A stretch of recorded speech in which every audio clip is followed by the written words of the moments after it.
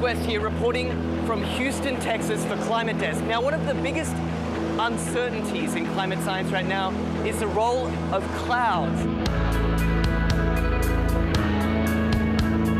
What better way to work that part out than flying right through them? That's what NASA scientists aboard this airplane think. Welcome to NASA's biggest airborne laboratory. You're coming with us today on an 8-hour NASA flight mission. When you read these big IPCC climate assessments, what's the biggest uncertainty? There's two, right? The role of aerosols and clouds. Clouds is probably bigger than aerosols. That is a piece of a puzzle that right now we are missing. You can't get the models right if you don't understand the chemistry and the process. Now we're being told we've got to get on. The doors are about to shut, so let's go aboard.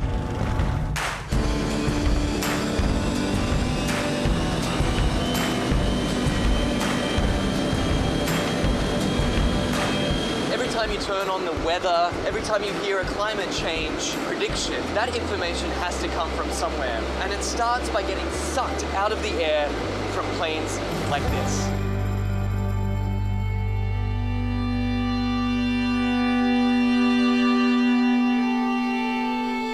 So this mission is to particularly try to understand the emissions from the surface, so mostly biogenic emissions, so from trees and other plants.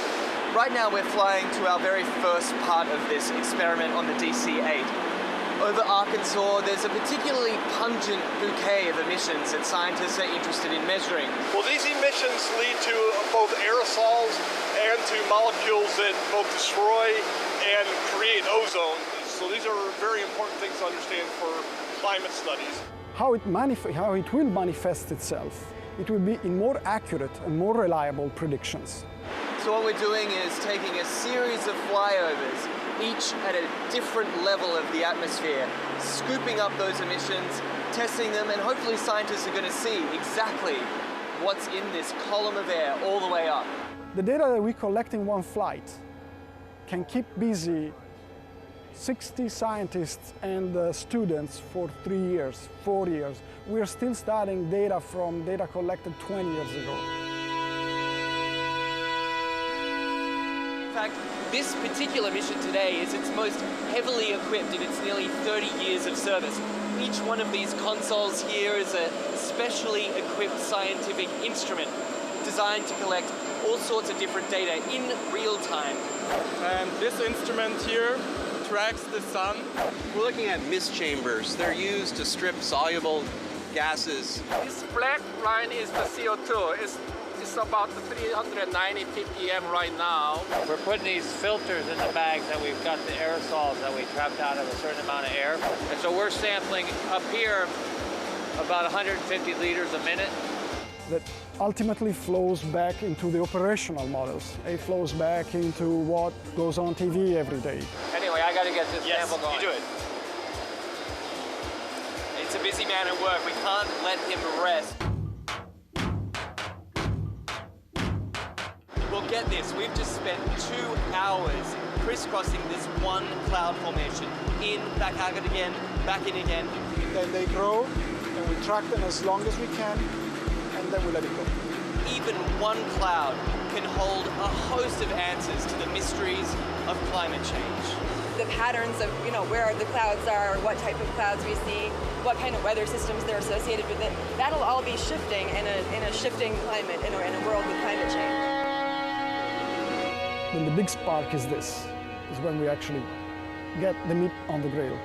And then it will be some time to process it.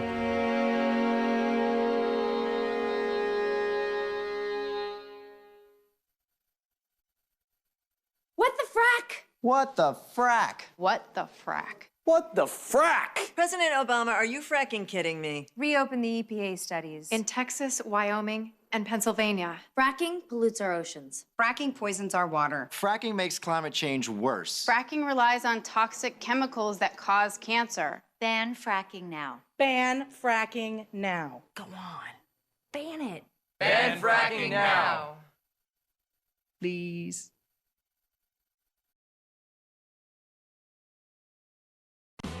Broadcasting around the nation, on your radio, on your TV, and online.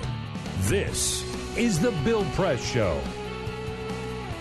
Hey, friends and neighbors, what do you say? Good morning. Great to see you this morning. This is The Bill Press Show. We're coming to you live from our nation's capital, Washington, D.C., bringing you up to date on all the news of the day, whether it's happening here in our nation's capital, around the country, around the globe.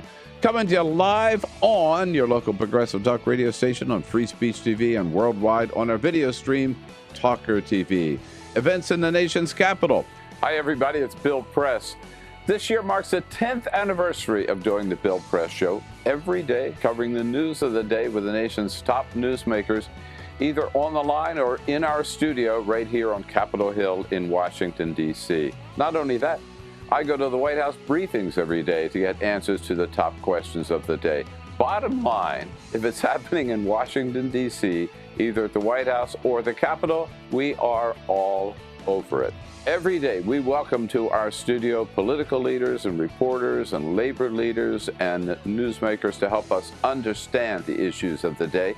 You know, we started out as a radio show only, but over the years, we have branched out to all forms of the new media. So today, we're not just a radio show. We are podcasting, streaming audio, streaming video, and we are simulcast live on Free Speech TV nationwide, reaching out to 40 million households on Free Speech TV, in addition to hundreds of thousands on local radio stations and online. AFGE is so proud to be associated with this show and looks forward to being working with Bill and this show for a long time. Bill Press is the right man at the right time with the right message. And thanks to the Bill Press Show, we get our message out to thousands and thousands of people every day. Thank you, Bill Press. The Teamsters are a proud partner with Bill Press on his show, telling the truth about what's going on with working families. Tune in. Yes, it's been a fun and exciting 10 years so far for the Bill Press Show. We're looking forward to many more with all of you, broadcasting live every morning from the nation's capital. On your radio, on TV, and online. This is The Bill Press Show.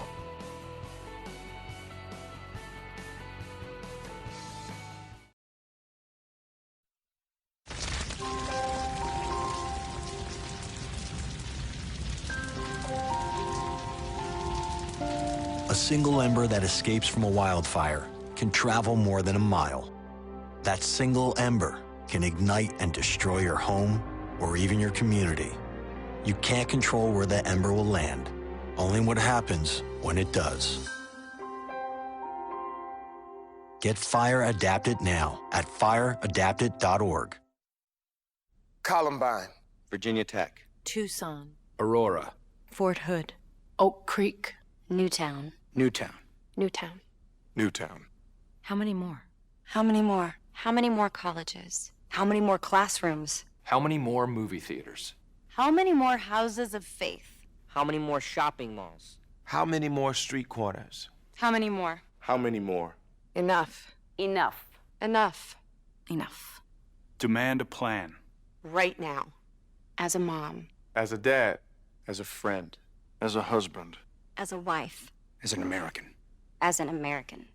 As an American. As a human being.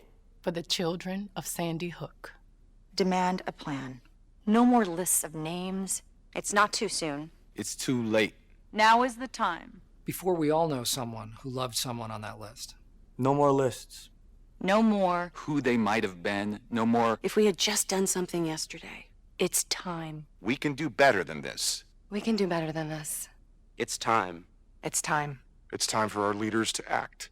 Demand a plan. Right now. Right now. You! Demand it! Enough. Enough. Enough. Enough.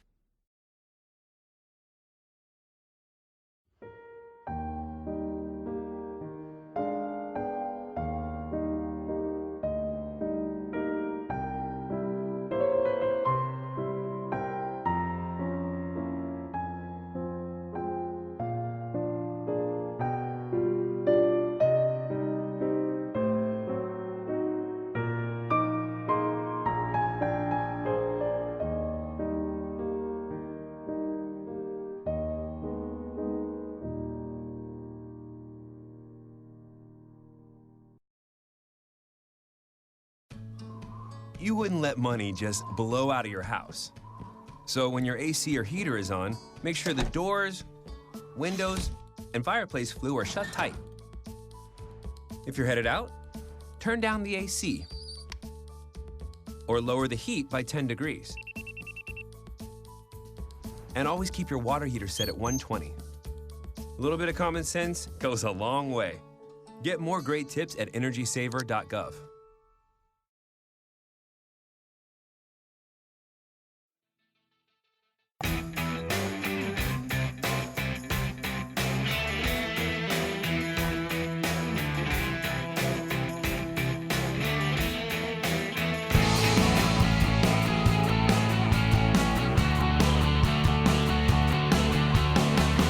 Broadcasting around the nation, on your radio, on your TV, and online. This is The Bill Press Show. And it's Jimmy Williams in this morning for Bill Press. Bill is gallivanting somewhere, I don't know where, somewhere warmer, I am sure, because he's smarter than we are. But I'm in for Bill this morning. Happy Thanksgiving week, happy Turkey Day. You can catch us at BillPressShow.com, live on Free Speech TV and TawkrTV. You can also catch us on YouTube.com/TawkrTV. And folks, that's TAWKR, not Talker. You can tweet us at the BP Show, at BP Show, and give us your call. 866-55-PRESS, 866-55-PRESS. I'm here this morning with the indomitable Peter Ogburn, our EP. Hey, Jimmy. Good morning, my friend. Good Jamie, to see you, man. Good to see you. Jamie's in the control room. Good morning, sir. Ray Rogers is here, and Cyprian, the dapper Cyprian, yes, is making us look purty on TV. Yes, he is. We're doing his best. We're doing his best. He's really got nothing to work with. The raw material yes, over two here. white bald guys from South Carolina. Exactly. Yes. Yes. I'm not sure what he can do with that. But good luck. We've got a lot going this morning. A lot on Trump, a lot on Carson, who are both seem to have this lying problem. But first, this is the Full Court Press. Just a couple of other stories making news. I like orange juice. You like orange juice? Who doesn't like orange juice? Too many calories. There are a lot of calories, a lot of sugars in orange juice, but I do like an orange juice every now and then. Well, here's the problem. The Florida Department of Citrus has reported that they are on its way to the worst slump in 100 years. Really? Yes, I know. I know. There's a problem known as citrus greening, right? And it's caused by a bacteria. And it has been found in record numbers in southern Florida. The Florida Department of Citrus, as I mentioned, said that their signature fruit could plunge to 27 million boxes by 2026. That is an 82% drop from 149.8 million boxes in 2005. Well, I blame Lord Voldemort. I mean, Governor Scott. Yeah. Because it's clearly his fault for having a big government agency called the Florida Department of Citrus. What in God's name is that? Big government in the overreach, man. Yeah, exactly. It's real. What's next, brother? I told you about how Donald Trump, there you go. Donald Trump there you go. Keep them coming. when Donald Trump hosted Saturday Night Live. This really is rapid fire. Yeah, boy. Absolutely. I want another story. Next story.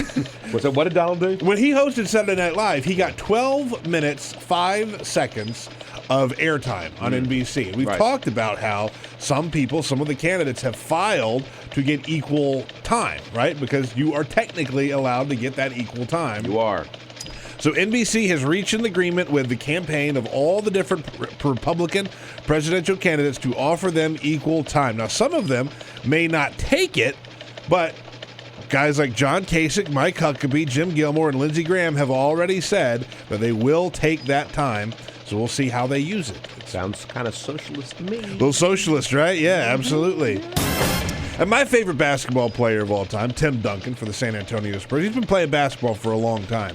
But he hit a milestone the other day. Better than a kidney stone. In a game against the New Orleans Pelicans.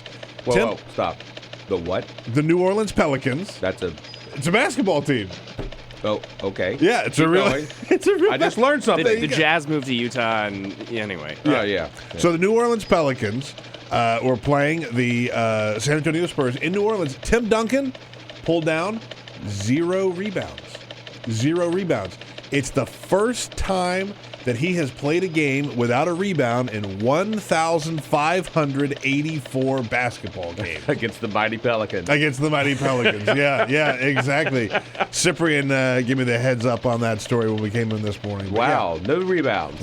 So now he's going to start a whole new streak, a whole other 1,584 games with rebounds. Is he like 5'1" or 5'2"? Or is he just not feeling well? Something like that, yeah. Or was the Pelicans just that dominant? The Pelicans are pretty dominant down there. They got Anthony Davis, who's just a gigantic human being. Okay. He's a monster.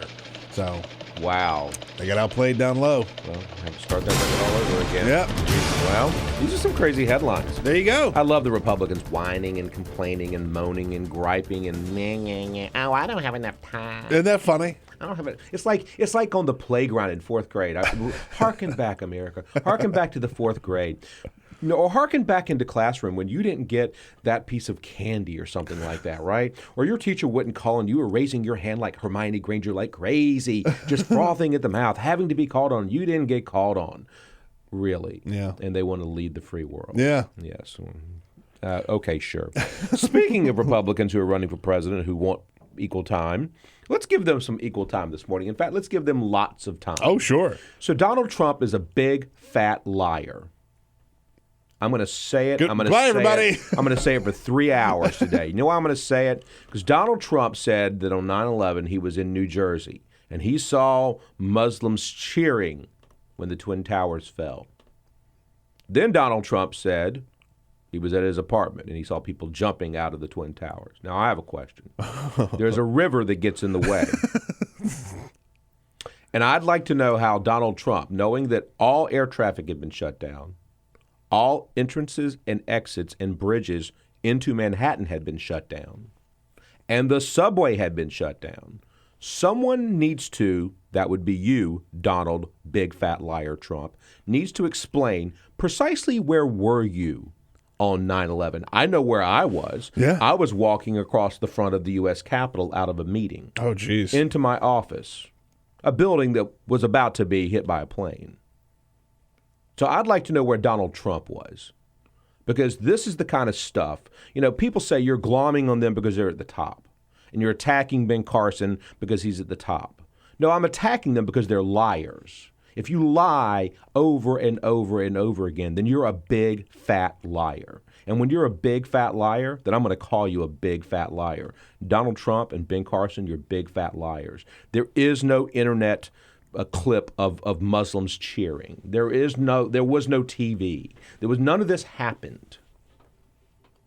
And I don't. None of us saw it. None of us saw it, and nobody can find any. Listen, we live in the modern age. Now, I will admit, I will own the fact that at the time on September 11th in 2001, the internets were not as big as they are now. Yeah. I understand and own this. But what I can tell you is I can go into the internets now and pull up my grandmother's obituary, and she died in 1994.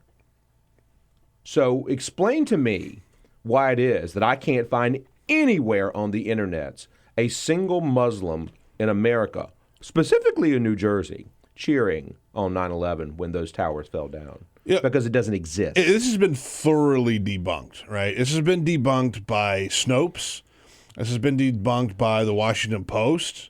They both gone back and looked and said there's no record of it. Now, the part of the problem that Trump has as well is he doesn't just lie. He lies on such a grand scale that he ties himself into knots, right? Like when he said this lie about the Muslims cheering, he says, and you could go back and look. It was very well documented. But that's the point. It's not. It's not, right? Like I'm not trying to give him reasons or excuses to lie, but if he had said, I saw Muslims, they were cheering in New Jersey.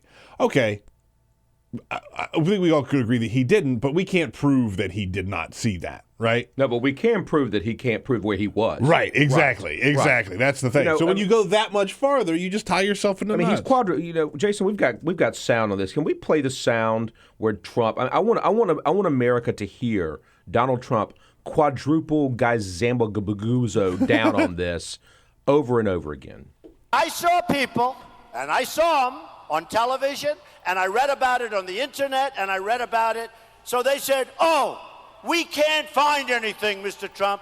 The reporters are calling all day, all night, They want to find out, did Trump make a mistake? Yeah, you made a mistake. You lied. Yeah. Intentionally lied. And you keep lying. Oh, look, it's simple. And then what I see on the internet is the Hillary Clinton clip where she was under fire in Bosnia.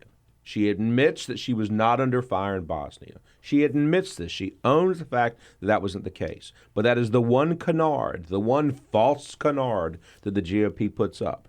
But Donald Trump, Ben Carson, not only did they double down on it, but they triple down on it and quadruple down on it. And I don't know the other words that you use because I don't know what those are. But the point is they keep doing it over and over again, and I can't figure out why they keep doing this. Because, see, here's the deal. America loves verbosity. America loves dynamism in candidates, but America despises a liar. Yeah. America can't stand hypocrites. And I can tell you this much. If Donald Trump thinks he can win South Carolina, and he's going to walk into South Carolina, a state that you and I know a bit, and say that this was the case, I'm going to plant myself in South Carolina and every major metropolitan and non-metropolitan, which there's a lot of those, rural areas, shouting to the rooftop, you're a liar. You don't even know where you were. Were you in New York or were you in New Jersey on 9/11? Where were you when the first tower went down? Where were you when the second tower went down? Where were you when the plane hit the Pentagon? Where were you? Where's Waldo? Right? Where's Trumpo? That's what I want to know. Where is Donald Trumpo? Where is he in this big, huge malaise of America at 8:40 something in the morning on 9/11/2001? And the answer is, I bet he doesn't even know where the hell he was. No. And if he does know, he better come clean, because we're just going to harp on this over and over again. And the reason we're going to harp on this is because this man is number one in the polls. He could get the nomination. But most importantly, he is bad for America. He's bad for the Republican Party. And I'm going to throw a lifeline to the Republican Party and save them from themselves, because this asshat is a bad person, and he shouldn't get away with lying about 9/11 to become the President of the United States. I'm being serious about this. This is going to anger me. It's going to anger me a lot. Look, I want to ask you a question, though, because he has gotten away with a lot of lies, right? I mean, he's been on top of the polls for coming up on 4 months now, right? And this whole time he's been lying, right? I mean, every single day it seems like he has another lie. But they are. But this lie is bigger, right? That's what I'm getting at, right? Do you think this lie is big enough to hold? You don't lie about 9/11, right? You don't lie about the day America changed forever. Yeah. From 1789 to 2001, the country, for the most part. I mean, don't get me wrong. I'm not trying to make light of the Revolutionary War. I wasn't there. I'm not trying to make light of the War of 1812. I was not there. I'm certainly not trying to make light of the Civil War. I was not there, nor did I fight it. Right? But I was there on 9/11, and I was a Senate employee, and I could have been killed, along with my colleagues and senators and members of the House. And this is what's so naturally offensive to me, is that this dirtbag Donald Trump is saying that he saw people jumping out of the Twin Towers. Yeah. Now there's actual footage of people jumping out of the Twin Towers. Right. We know that happened. We know that happened for a fact. My friend Kathy, her husband died in one of those towers. I know people that died in those towers, and I'm sure Donald Trump knew people that died in those towers. But I'll be damned if I'm going to let him get by and lie to the American people to get them all drummed up because he thinks he's going to make America safe because he said, he saw Muslims cheering. He didn't see Muslims cheering. Right. Ben Carson didn't see Muslims. I mean, we've got clip on Carson, correct? Let's play the clip on Carson. Did you see that happening, though, on 9/11? I saw the film of it, in New Jersey. Yeah. Yeah. Where's the film? Where's the film? Show us the film. Yeah. Where's the beef? Remember the little old lady who said, where's the beef? In one of these commercials? Yep. Hey, Dr. Ben Carson, you're a great surgeon, a great neurosurgeon. Show me the one non-HD grainy clip of this happening. I'd love to see it, because this is simply untrue. But listen, Carson has a strange view of the country. This is a guy who said, this is a guy that says that he said Thomas Jefferson wrote the Constitution. Yeah. Now, we have the clip on that, but what I think is more important is the next clip, is where he says the Constitution. Can you play that for me, Jason? I'm particularly impressed with Thomas Jefferson, who seemed to have very deep insight into the way that people would react, and tried to craft our Constitution in a way that it would control people's natural tendencies. All right, Jamie. The Constitution will control your natural tendencies. Noted. So I just want you to be aware on Saturday night. I want you to have your Constitution in your pocket. You get a pocket Constitution. Yeah. And before you feel any kind of unnatural urges, I want you to pull that thing out. Okay. Okay. America's great next new prophylactic, the greatest condom ever created, the Constitution. Right? Yes. I Right. don't think Jamie's going to need that. Right. I mean, by the way. Okay, that was not. That's a great way to send me off into the holiday. Thanks. That was not very kind of you I'm to say that about kidding. Jamie. I'm kidding. You know, here's the. But here, that's okay. I've been calling it the last name for the last 20 minutes. The wrong name for the last 20 minutes. But here's the worst part. The worst part is that, I mean, Ben Carson is saying that a guy who is having sex with his slaves. Yeah. And in the Constitution, what does it say about African American people? Oh, yeah, they're not even whole people. Right. And so I'm just kind of concerned about this, and this is a problem. We're gonna keep talking about this. Yeah, this oh, morning. yeah. We're gonna keep talking about it over and over, among other things. We got lots to talk about this morning. We got a lot of good guests coming in this morning, including Arthur Delaney, who's a senior reporter from the Huffington Post. He'll be here at 6:30. In the meantime, call us 866-55-PRESS and tweet us at BP Show, and we'll see you in just a minute, guys. Get social with Bill Press. Like us at facebook.com/Bill Press Show. This is the Bill Press Show.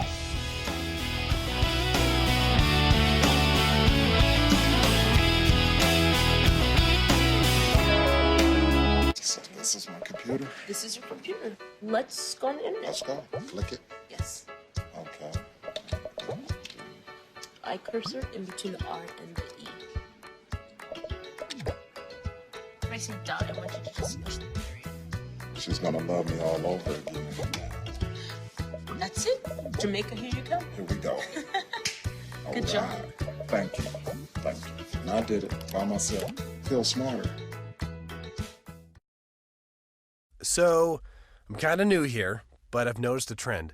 My human does this funny thing where she goes around and gets all my toys, and then she hides them in that basket by the door. You know, but it's always the same basket, and it's always in the same place. And then she acts so surprised when I find them, but, you know, she's putting them in the same basket. Again. It's like, hello, that's where you put it last time. You were the worst at hide and go seek.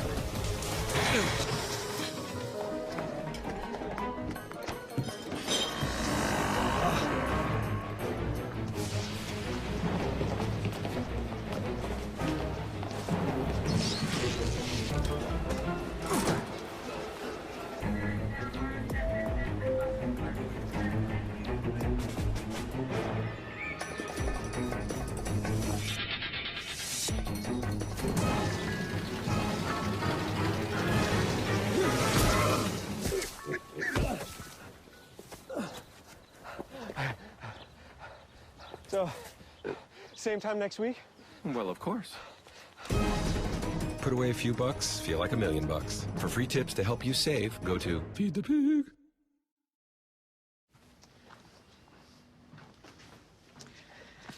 All right. I know this isn't any fun to talk about, but we should. Okay. So who's going to do what? I'll pack the dead batteries. Great. I'll only put what I don't need into a duffel bag. Perfect. That's totally unhelpful. No problem.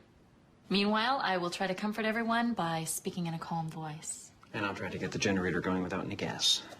Oh, let's not forget the cell phones, which probably won't work. Right. And who is going to handle supplies?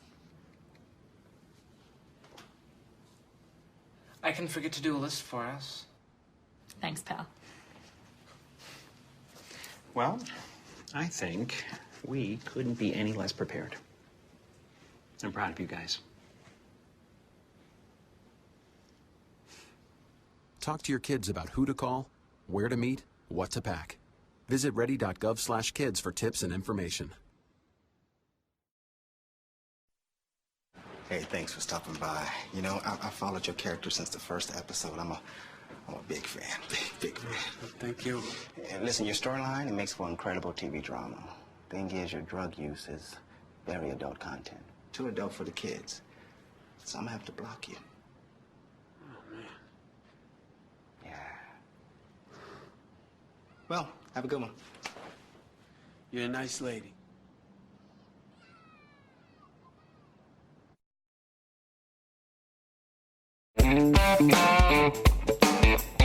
He's not running for president, but he will shake hands and kiss babies. It's the Bill Press Show, your progressive headquarters for the 2016 election. As Jimmy Williams in for Bill Press this morning, I will kiss babies, although shaking hands, I mean, like I'm becoming a germaphobe. I'm not sure about that. Kissing babies is gross, by the way. You know, babies like are disgusting. They're like little bacterium factories, but they are so daggum cute. They really They are. really are. Yeah. Like, every time a friend of mine has a baby, I'm like, oh, how cute. And they become like the most derelict child ever of all time. You know? Like, oh, wait, not unlike me. Yes, exactly. All right, we've got a few minutes here before we get to Arthur, who's here from the Huffington Post. Let's talk about Ted Cruz. Last week, I came on your show, and I said that I thought Ted Cruz would be the nominee.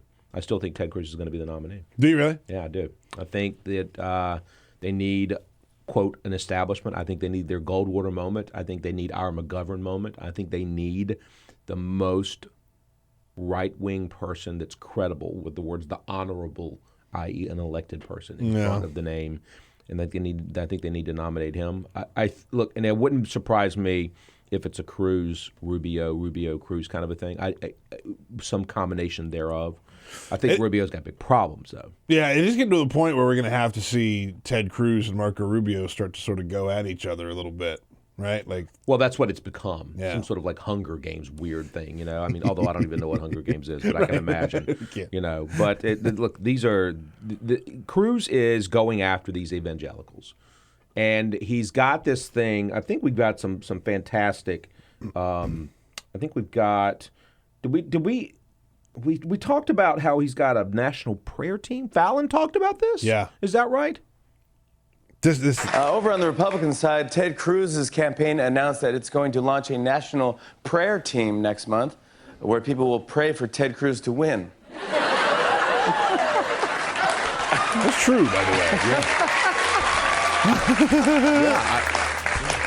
Then God said, "Oh, I tuned out of this thing weeks ago." Yeah, don't worry about that. I'm with Fallon. I'm praying for Ted Cruz to win. Absolutely. Hey, folks, we'll be right back with Arthur Delaney from the Huffington Post.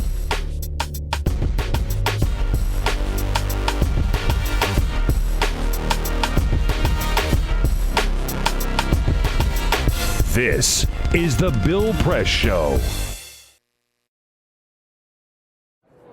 Officer, were you the one who arrested me? Gonna shake my hand?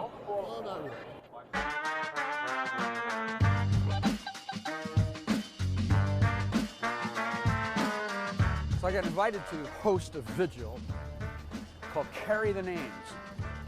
And that's what they were doing, carrying the names of the people who were victims of deadly police force. Michael Brown, Eric Garner, that guy Gurley. I got a motion from Dragonfly from Stop Shopping Choir, and I started preaching. I preached up a storm as best I could, but about a minute and a half into my sermon, the place was flooded with police, Homeland Security, National Guard, state troopers, and I was pushed over and handcuffed so fast, down in the jail, down in the basement. Before you know it, I was out the door, put in prison overnight. The next morning, I'm in court. The same thing happens. I'm just rushed out of there. Then our lawyer, Wiley Steckler, gives me this iPhone. And there, in black and white, in the Gothamist, a popular paper, is this charge by Adam Lisberg, the MTA law enforcement spokesperson for this grand place. His quote is that I, Reverend Billy, physically attacked a police officer. Unbelievable. The feeling of being robbed of my work and life and identity, just the fiction. I did not touch anybody. I did not look. I know how to do this. I'm trained in nonviolence. I did not do anything. It was right here. It was right here. It happened right here. I was simply arrested while I was speaking and taken away, and that's it. The cold feeling in my city, the city that I love, that city spokespersons whose salary I pay for with my taxes, that they would say this. I could just feel the rending apart of the community, that we are not that close. We're not. They are willing to say this, and they think that they can just say anything about anybody and get away with it.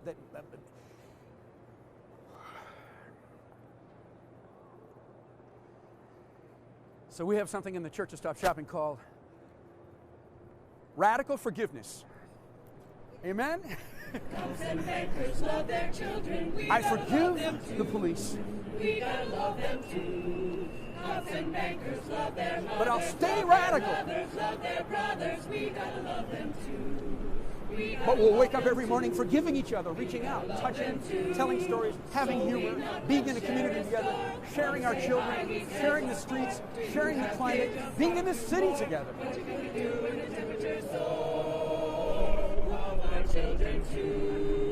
But forgiving each other, being grateful to each other,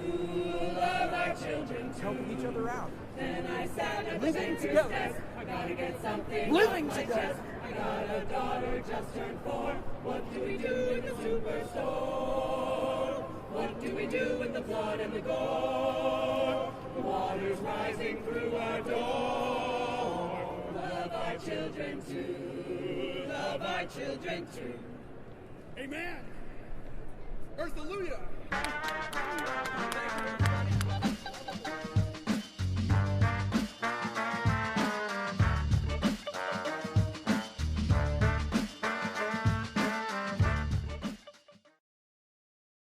The average text takes your eyes off the road for nearly 5 seconds. At highway speeds, that's enough time to travel the length of a football field. Stop the texts, stop the wrecks.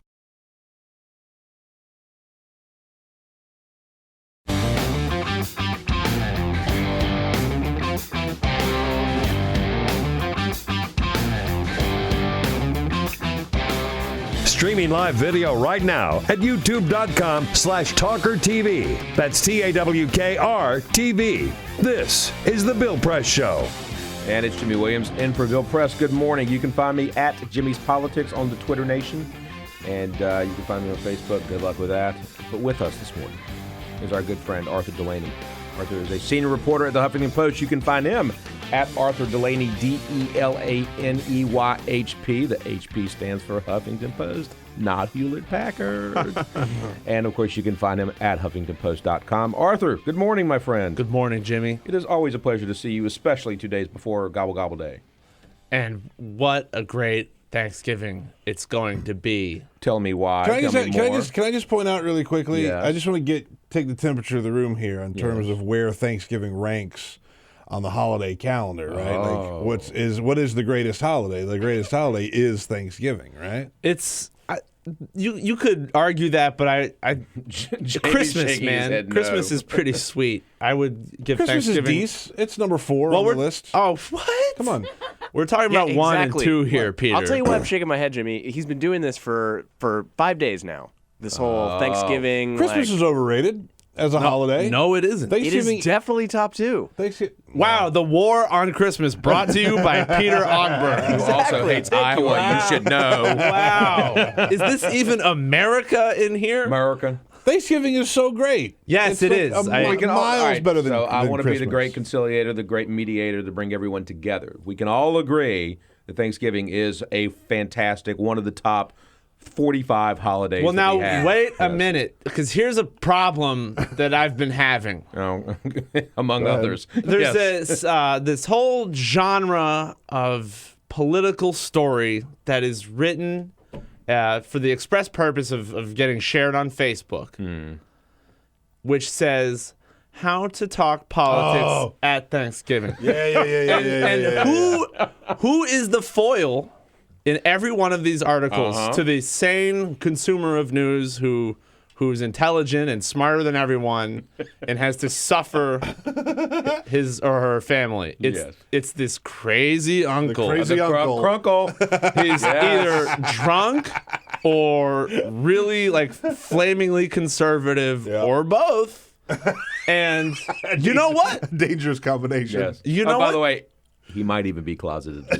Yeah. Oh, right, which is why he's so damn angry. All kinds of Freudian stuff is heaped on this poor uncle. What is the deal with smearing America's uncles? I'm an uncle. Lots of people are uncles. I'm an uncle. And everywhere, in the New York Times, the Huffington Post even, everywhere where we talk about the Thanksgiving political conversation, the uncle is the villain. Well, you know what? I'm sick of it. I don't think uncles are so bad. I think uncles are good. My niece and nephew like me way more than my imaginary children. I can promise you that. My imaginary children are little dirt balls, but my niece and nephew do no wrong.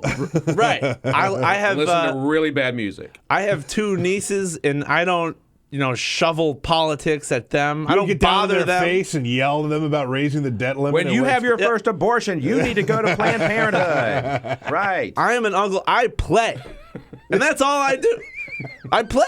Operation. I read stories. Right. I'm a fun uncle. You teach them poker. I'm Uncle Artie, and I'm not going to stand for smearing of uncles, which is somehow PC. And it shouldn't be. Not anymore. There's also this idea that like a fight breaks out at every Thanksgiving table every year, right? Like, did you guys see Saturday Night Live? Oh, yes, is this the Adele thing? The Adele thing. That was very funny. That was pretty good. I didn't fully understand why I loved that so much. Yeah, right. I was just smiling.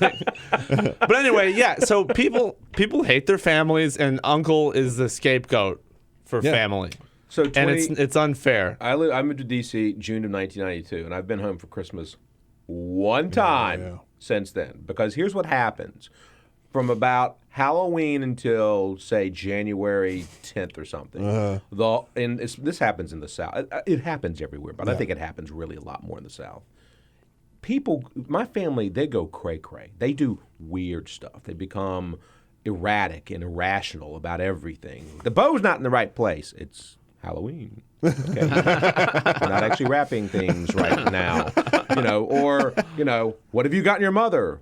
Did you get her any perfume? She's allergic to perfume. Did you get her any linens? She has enough linens. What did you get your mother? Nothing. Why? Because she can go buy it herself. That's why. She doesn't need anything from me except for me to call her once a month. What do you people, why do y'all go crazy?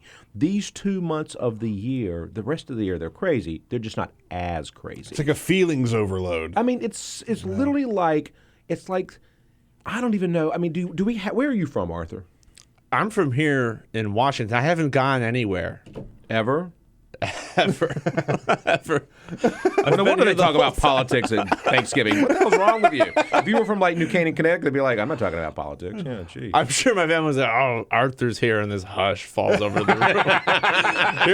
here comes the politics talking uncle. Here comes Uncle Arthur. Yeah. Uncle Arthur's. He'll be here in 5 minutes, everybody. I love it. Jeepers. All right, Arthur, we got to move on to some. Wait. Before we do that, though, I hear that there's a rumor that you have a cartoon. Yes. And I want to hear about this because this is I'm 48. I grew up with cartoon books. Yeah. I want to hear about this because I don't think most young people even know what these things are. Well, it's called Outliner. It's a comic book or a cartoon. Yes. Or pretentiously, I call them cartoons. You could call it a graphic novel, but I think cartoon is the better word for it. This is not something I did as part of my job at Huffington Post. It's a side thing. Yeah. And I worked with a great illustrator, and it's a story about a guy who is stuck in a comic book, but he has the power to bend the outlines. It sounds like the video Aha, Take on Me. Oh, yeah. Yeah. Oh, my God. That was so old school. So if you Google it, I have a Kickstarter for it. We're trying to, we're selling the book through that so that we can hire a letterer so that it looks professional because we're outsiders to this industry. We tweeted a link at BP Show, at BP Show if you want to go check it out. You're very close to your goal, Arthur. Yes. You're getting close. All right. So, folks, go on to his Kickstarter and give him some love.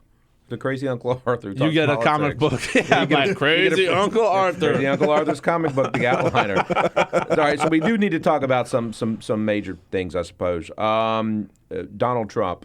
Donald Trump has now said that he was in New Jersey and saw Muslims cheering when the towers went down. Well, Donald Trump has also said that he was in his apartment building in New York City, in Manhattan, and he watched people jump out of the Twin Towers. Well, he said I was in New Jersey. I thought he meant that he saw TV footage from New Jersey. No, when you say you're in New Jersey, that means you are physically, your physical body is in New Jersey. He sort of doubled down though and said he was there. He was in New Jersey. So I need to know what do we know about this? Donald Trump's a liar. Right. He's lying. Thank you. All right. I mean, first of all, he's a birther. Who believes vaccines cause autism. And he'll say that in front of everybody. Right. So try not to be shocked when he's lying about something like this.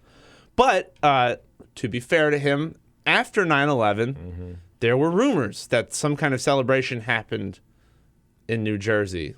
Rumors. Right. I'm just saying the rumors existed. Reporters tried to track it down, and it turned out to be clearly not something that actually happened. Did we have the internet in 2001? We did have the internet. Right. So as I said to Peter earlier, I can go on the internet and I can pull up my grandmother's obituary from 1994. Yeah. But I can't find anywhere on the internet Muslims cheering on 9/11. So I don't know if he's getting this from a chain email from his crazy uncle or what, but the fact that it was a rumor explains why he's saying it.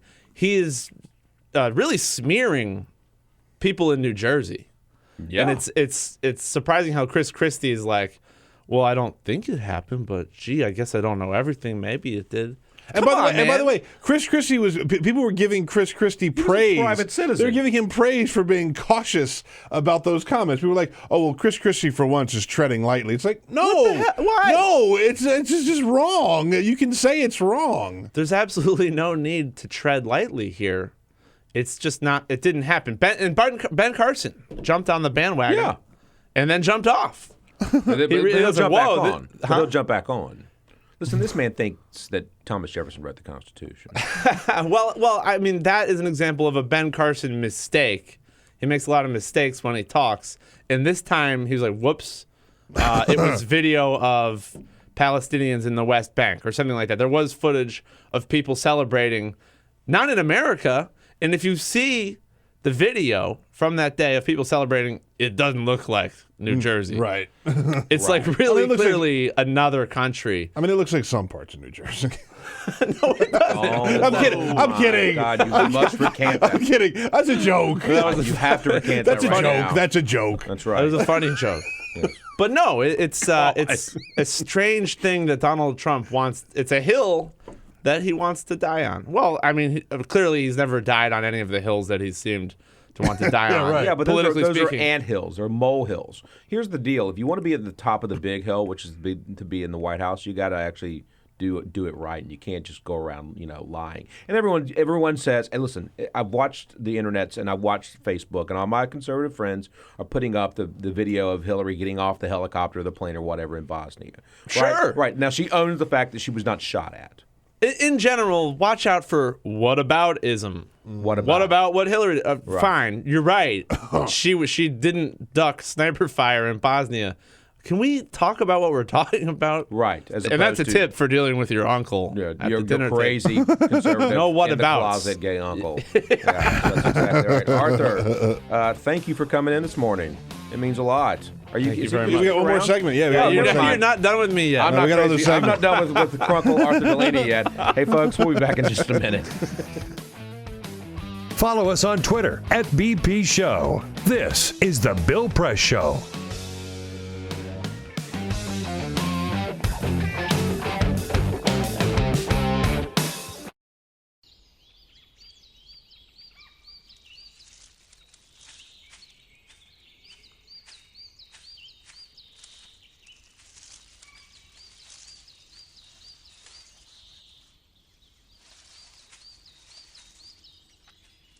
At Earth Justice, we defend the environment in the courtroom. Join our fight. When you take a seat, you take a stand. Earth Justice, because the Earth needs a good lawyer.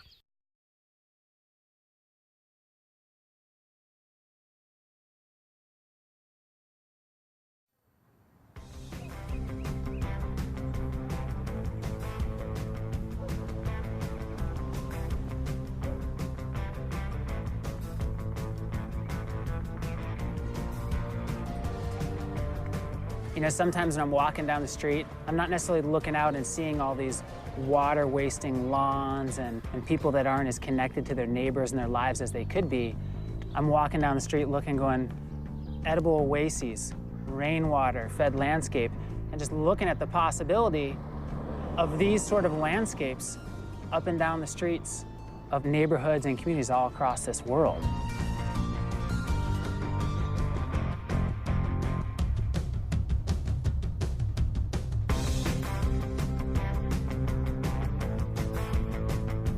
Small actions do ripple and they add up and they have a cumulative impact. And so when you're building upon your small mindful actions, you know, you have the confidence and the ability to take on something a little bit greater. So that could be nice. This, in the context of where we're at as a planet with climate change and these really big issues and people that are more disconnected and less skilled than ever, it becomes even more amazing and powerful how much of a solution this is to design these ecological gardens and to come together with shared vision and shared voice. There's never been a time where your choices have mattered more. Doing something as simple as us transforming a landscape creates a model that anybody can look at far and wide, and you're sharing food and connecting and building skills together in your own neighborhood. It's a richer way to live in normal times, but in the new normal of climate change and erratic weather and economic upheaval, it becomes essential. Whether it's me, you, Gandhi, Che, MLK, Willy Wonka, whoever, past, present, or future, the power of our daily actions is all that we have. You know, and like our community said, give me a place to stand and a lever long enough and I'll move the world. And that's what those simple actions do. They move the world every day.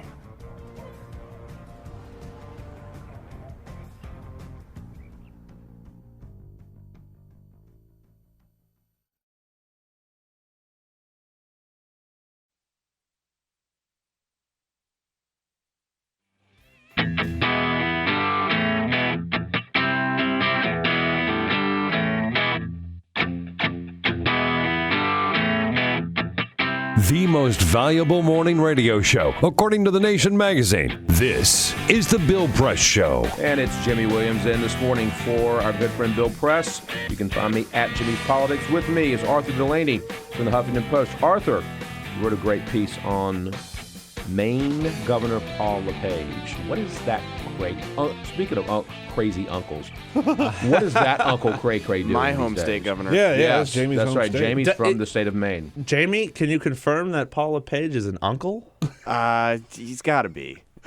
He comes from a big family. He's an orphan, but he comes from a big family. Well, when you're frozen 9 months out of the year, all you can do is, well, never mind. I write about him a lot because I cover food stamps and welfare, and he's like, he doesn't have the highest national profile as a politician. He should. But if you happen to follow these topics, he looms large. So what is he saying? What is he saying? So yesterday, the LePage administration announced that they are going to seek a waiver from federal rules because they want to prohibit people on food stamps from using their food stamps to buy candy and soda. Paul LePage is a bit rotund. Yeah. Right? What are you saying? He's a man of large carriage. I'm just saying if you're on the public dime, then shouldn't you be held to the same standard as people on the public dime? No soda or candy for Paul LePage. Kind of a rude question. It is a rude question. But only for politicians. I guess we're being rude But it's here, just yeah. for politicians. Well, and they do. This is about obesity. They said we're one of the fattest states in New England. They said this, not me. This is true. And it's especially true for low-income people. They said 88% of our SNAP recipients. SNAP is food stamps, assistance, yeah, are on Medicaid, and we spent $1 million, or Medicaid spent $1 million on obesity-related claims in the last year. All right, that's legitimate. All right, because these are the taxpayer dollars. Yeah. But isn't it also legitimate that if you're on any kind of federal assistance, whether you be an elected official, a corporation, i.e. massive tax cuts, or individual assistance or family assistance. Yeah. Like S-chip, insurance for children. Shouldn't they all be treated equally if that's the case? Or, for instance, the state insurance plan. Mm-hmm. Yeah. Yeah. I mean, I'm just saying, what's good for the goose is good for the gander. Yeah. And here's the good news. The good news is Paul LePage is not being a blatant racist like he normally is, because everyone in Maine is basically white. So a majority of these people that are on SNAP are white poor people.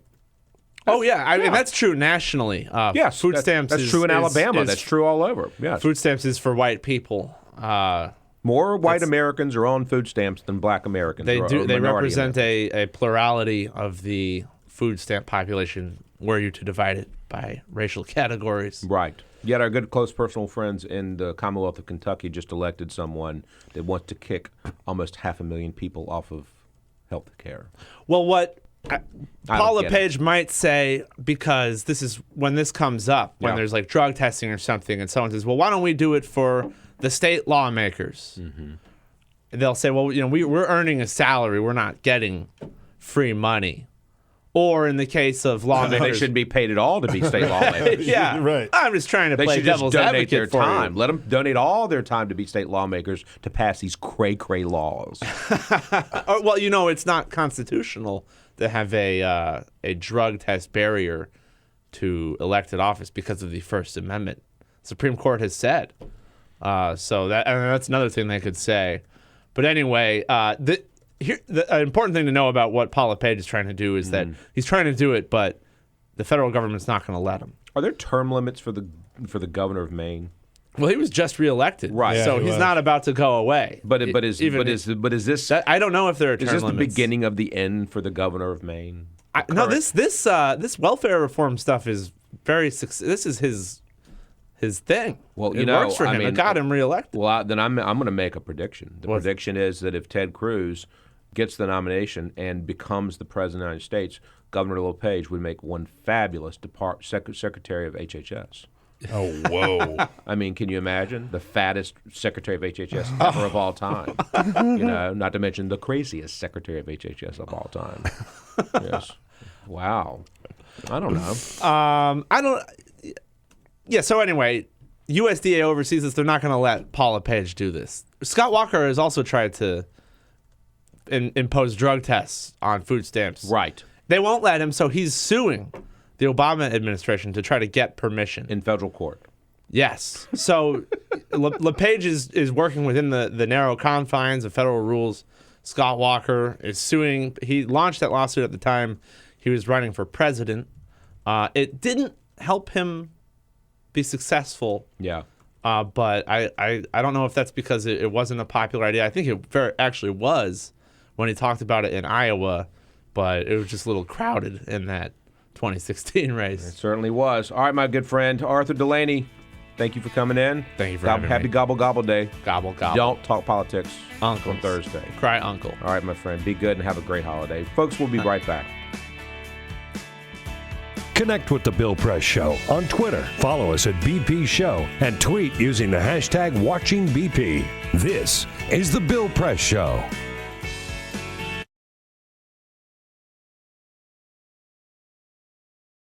We came here to Foster City where we're going to watch UC Berkeley, a University of California SWAT team, do a hostage rescue scenario.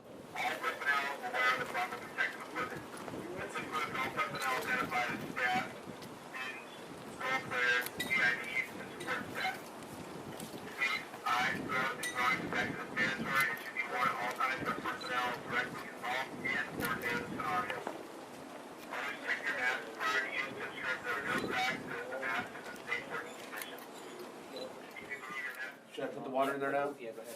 So this is like some kind of chemical agent? Yeah. Copy, we're ready. I'm gonna get shot. I already know it, dude.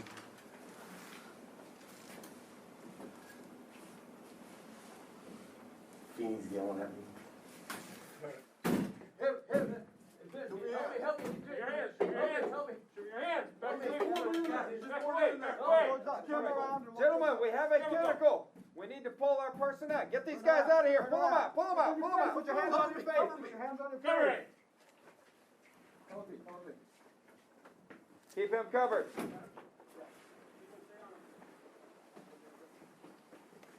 Your head up. He's got a shotgun back there. That's all right. Keep his hands up where we can. Hands on your face. Hands on your face. On your face. Someone cover me. I got a holster up, dude. Okay, pull him around the corner. Pick him up. Get him out of the building. Quickly. We've got this. Let's get that guy out of there. You, come towards us. Keep your hands on your face. Turn around. Face away from us. Back towards us. Quickly. Back up towards me. Quickly. Pull him out of the room. We're exfilling, Billy. Yes, we are exfilling. It was actually around 92, 94. There was an attack on the chancellor at his residence, which is on campus. And we realized at the time that we didn't have any resources to deal with that kind of threat when it took place. So, and I think about 15 years before, they had some kind of semblance of a SWAT team. So they regenerated the idea of activating a SWAT team. And then since then, you guys have kind of branched out to doing what kind of stuff? Well, since then, we train for everything. We train for every eventuality, barricaded subjects. Like I said, most of what we do is high-risk warrants.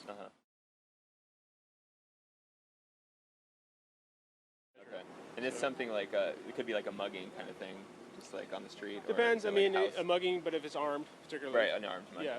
Right. Exactly.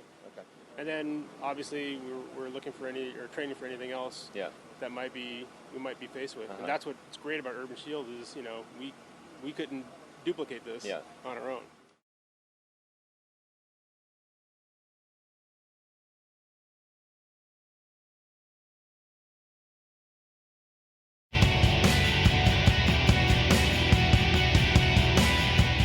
This is the Bill Press Show. And it's Jimmy Williams in for Bill this morning. All right, we've got about a minute before we get to the top of the hour. Our next guest is going to be Igor Volsky from Think Progress. Before Igor gets here, I want to talk a little bit more about this Donald Trump and Ben Carson thing. Apparently, Carson's now saying he was duped, that he doesn't believe what Donald Trump is saying. Yeah, I mean, he was quick to jump on that bandwagon, and now all of a sudden he's saying he didn't see it. All right. And this is precisely my point. If you get bad intelligence and you're in the White House, what are you going to do? We got it wrong. Yeah. Why does this keep happening with Republican people that want to be president? Yeah. Right?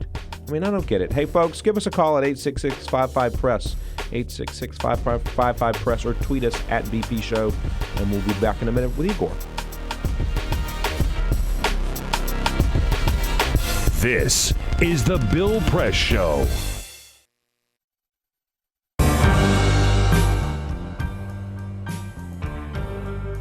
I'm a Piston fan. Their slogan was, "We come to work." That's what Detroit about. That's why they used it. It's a team thing. They won 2 championships, a team. There was no star. No mayor can come in here and be a star. It's a team thing. No governors can come in here and think you can do it by yourself. It's a team thing. You got communities. They got ideas, too. The only thing wrong with Detroit, people have lost hope here. Residents, city workers, so much corruption. They lose hope. But I grew up here. I love this city. I think it can come back.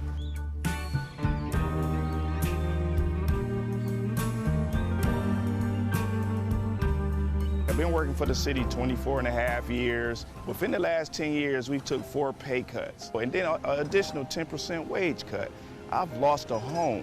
When you take all of the decisions out of the city of Detroit, all of us, then what do you have? Exactly what we got, a lot of problems.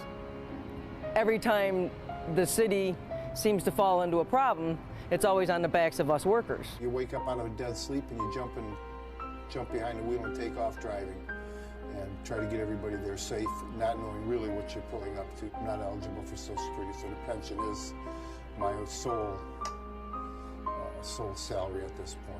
We've been in business here 39 years. We've seen a lot of changes in Detroit.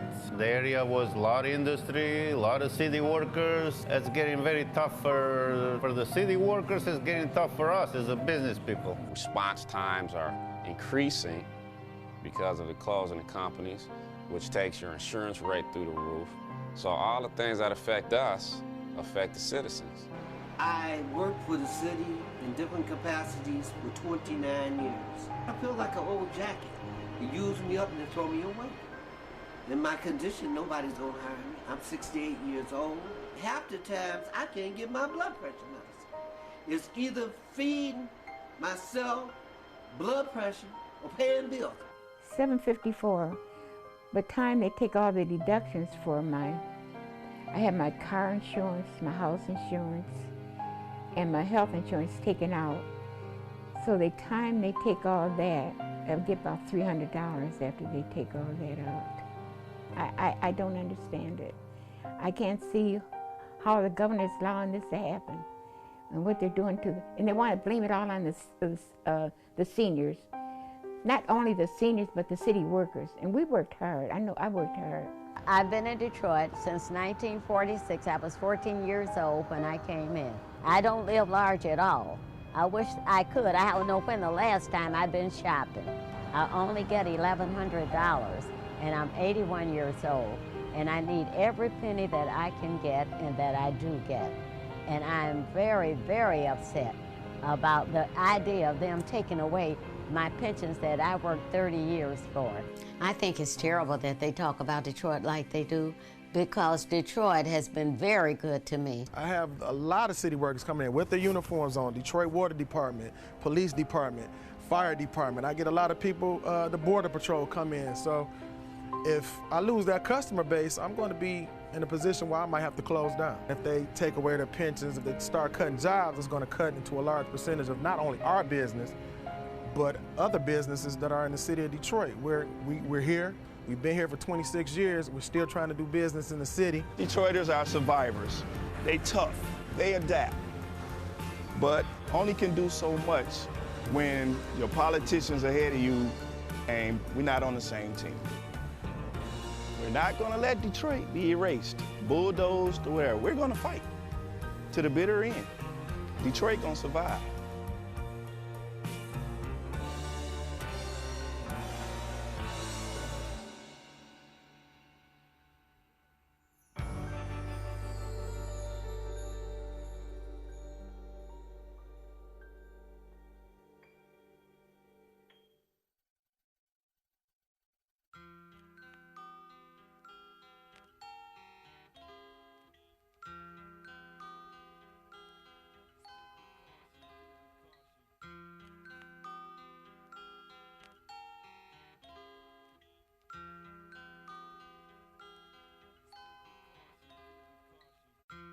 Just this month, my bill was like $138. Even at one phone call a week cost me $40 to $50 every month. I am living on a fixed income of SSI, so this is really a great hardship. Families are being punished when they incarcerate their children, they incarcerate the whole family.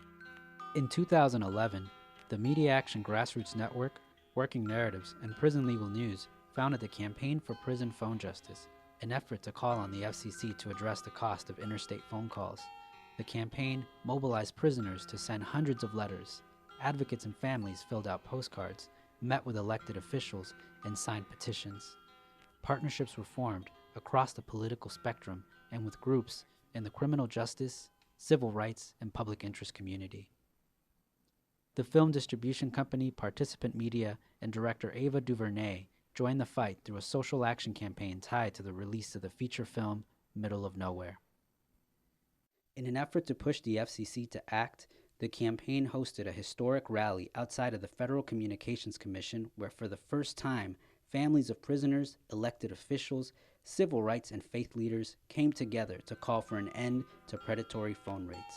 We're all held captive when predatory phone companies gouge our families. My son has been incarcerated now for over 10 years, and my husband estimates that in the time we spent over $25,000 on prison phone calls. My hero's not yours, you probably arrested them. Your schools probably neglected them. They spawn thoughts, you probably infected them. Feed us what you feed us, you can lay us next to them. FBI call it major crimes. Babies making babies cry.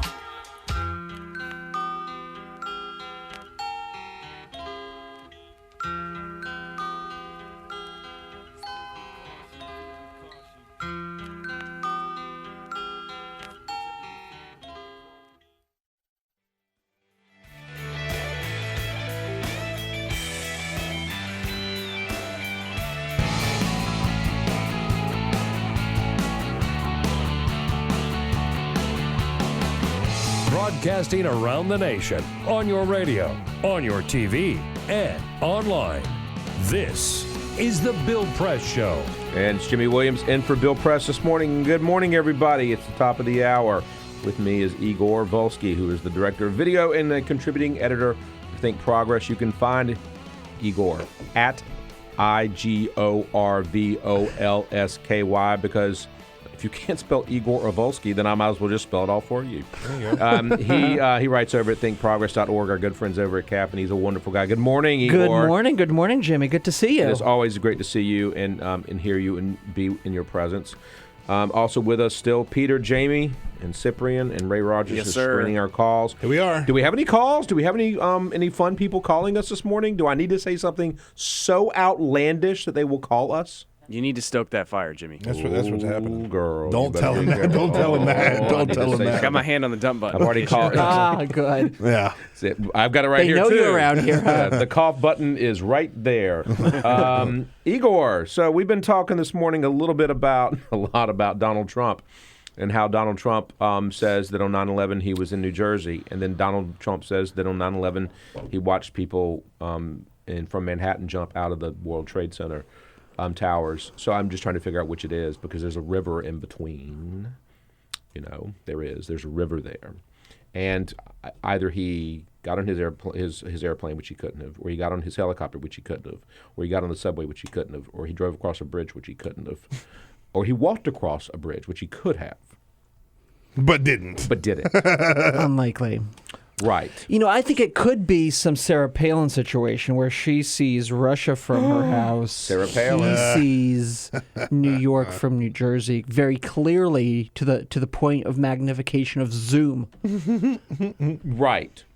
Which is a skill he had. I mean, he's a great man, as we know, but that is not a talent he's talked about. He's a man of many talents. Yeah. He builds great casinos. So I hear. That then Carl Icahn goes and buys for him and bails him out. Yes. It's interesting. I've always described Trump as sort of the perpetual Bernie Madoff of America. He takes other people's money. He loses it. He declares bankruptcy, yet he remains a personal billionaire. What's the difference? And entertains all of us in the process. He certainly entertains us in the media, and he clearly entertains us, with the polls because he's a majority of the Republican voters like him. They want him to be president of the United States. And you look at the serious. We were just looking at some of the polls flashing by. I mean, he's behind when it comes to social issues, but on some of the more serious issues like dealing with the economy, right, foreign policy. Mm-hmm. This guy has really high numbers, and you know that if it was any other candidate, if it was a traditional politician who had those kinds of numbers and those kinds of internals, right, we would be sitting here saying, well, it's a done deal. It's a done deal. These are incredible. You'd be the envy of anyone. I guess that raises a real question, a real possibility now that we're just months away from actual votes being cast. Right. Were we all wrong a couple of months ago when we were saying this is a summer fling? When people actually go into the polls, they won't pull the lever for Trump. If his numbers are as high as they are, if we believe that Republicans who support Trump overwhelmingly have already made up their mind and it's firm and anything he says, that doesn't matter, it has no impact, can we move to a world where we seriously consider Donald Trump as the Republican presidential nominee? Yes, and so if we can do that, then here's what we're going to do. What we're going to do is we're going to put that picture of Donald Trump and Bill and Hillary Clinton at his 14th wedding, guffing it up and laughing and being all buddy-buddy. Because if I'm Hillary Clinton, that's what I'm going to put up and say. When Donald Trump liked me, ... Right, when Donald Trump gave me money, ... When Nancy Pelosi became Speaker of the House, Donald Trump sent her a picture of her on the front of the New York Times with the gavel in her hand and children all around her, the Speaker's dais, saying, "You're the greatest, Nancy. Love, Donald."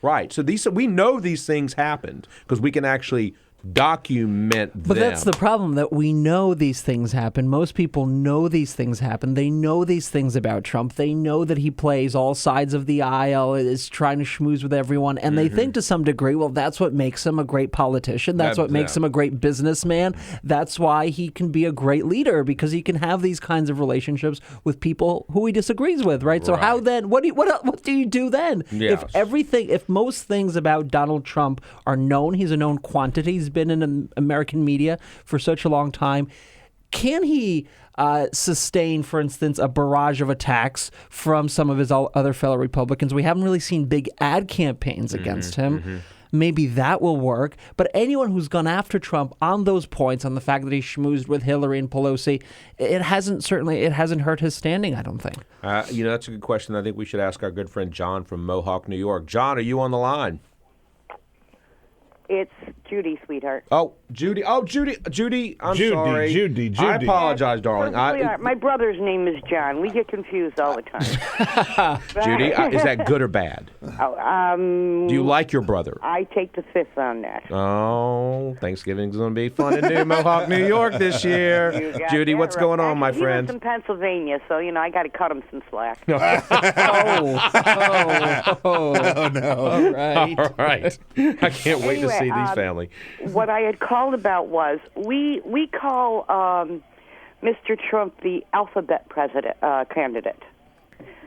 Arrogant, belligerent, condescending, delusional, egomaniacal. Shall we go on? I don't want to know what the F is. I don't want to know what the F is. Feckless. Okay. Feckless.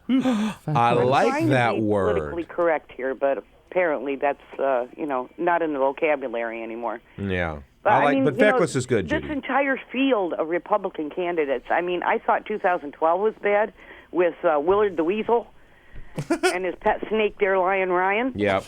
But this is just beyond comprehension. We've got Trump. Then we have Ben Carson, pathological liar. Mm-hmm. We have Ted Cruz, who I swear to God is a demon. I look at that face and I want to throw holy water at my TV. You should. I know. And then we have, what's the other one there? Rubio. He's a child. Yes. I call him the fetus. And Carly Fiorina, we don't even want to go there. She's a happy lady. Hey, Judy, thank you for calling in. Do me a favor. Cut your brother some slack at Thanksgiving, would you, please? Well, I'm 65 and he's 73, so I have to cut him some slack. Keep the fight going and keep it up there in Mohawk. You're the bomb. And I love Alphabet. Can I use that? And you're the bomm. Thank you. Pretty good. All right, Alphabet president. I like that. This candidate. Alphabet candidate, Jimmy. Alphabet candidate. Key distinction. I just want to throw something in the mix here because this just popped. A new Quinnipiac poll taking a look at Iowa because we're talking a lot about Trump. Trump is still on top with 25%. Second place, though, Ted Cruz with 23%, by the way. Like a lot of these polls have seen like a 10-point, 20-point even change.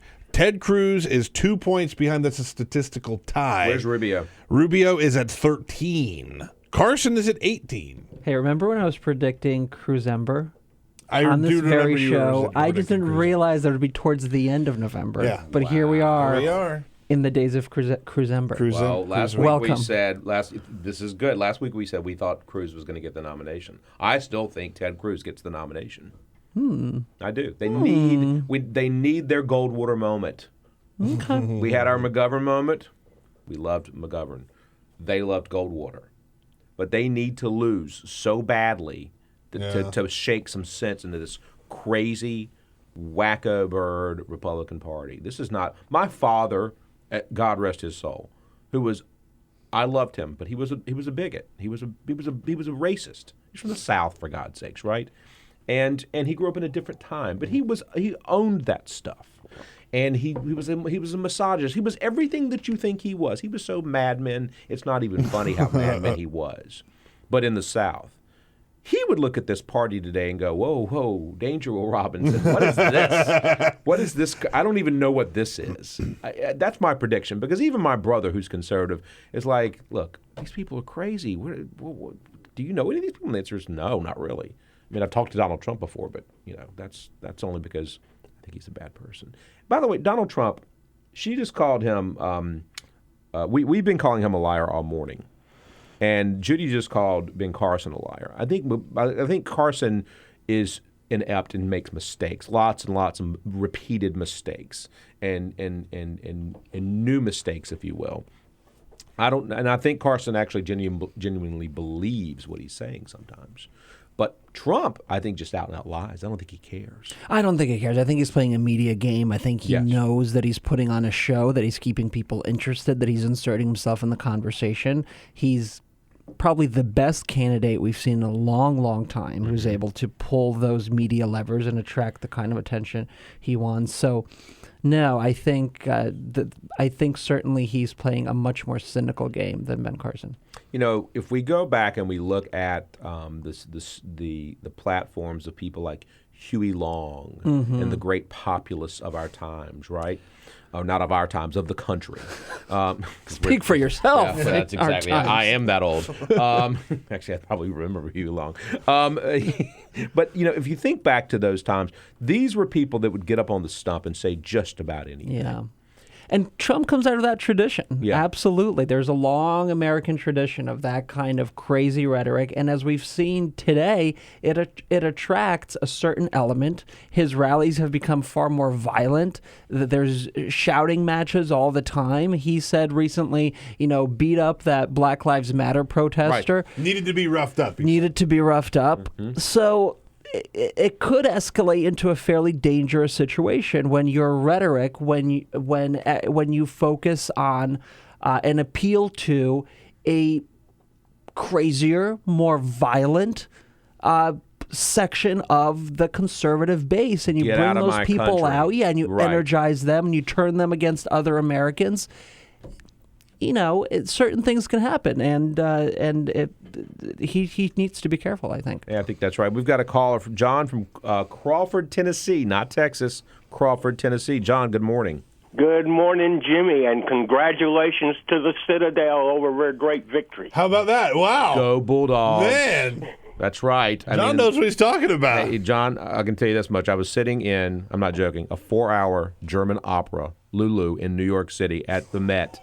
And all of a sudden, my phone lit up. Like 5 billion people pinged me. The Citadel just beat Carolina. I'm like, and I'm in a German opera in New York. I got my priorities all wrong. Wow, yes. man. But thank you. I appreciate that, and I'm proud of my Bulldogs. If only you could have waited and beat Spurrier. It just would have been whipped cream. Listen, I haven't liked Steve Spurrier since he was down in Florida, so that's a separate issue. Yeah, that's what's going on, brother. Well, y'all were talking about the old Southern strategy and everything, and I was telling your screener that if you just substitute the word immigration for what they've been saying for the last 60 years about integration, the message never changes. Well, it's just a few letters off. I mean, you just get a T and an N and a G. I mean, well, not even the G stays. I mean, so, look, that's an interesting point. I mean, you've got in politics and any great tragedy and in any drama, there's always the foil, if you will. There's somebody that you've got to beat up. There's someone that you must demonize. And I think that's what you're talking about. You prey on people's fears about somebody else. The foil, is that from the German opera? No. Have you been inspired after 4 hours? These great dramatic distinctions. This thing had 2 intermissions. That should tell you everything. It was a great opera, but I mean, I was like, at some point, I'm like, man, somebody just killed this chick. I mean, she's slaughtering every man in her path, and I'm like, oh my gosh.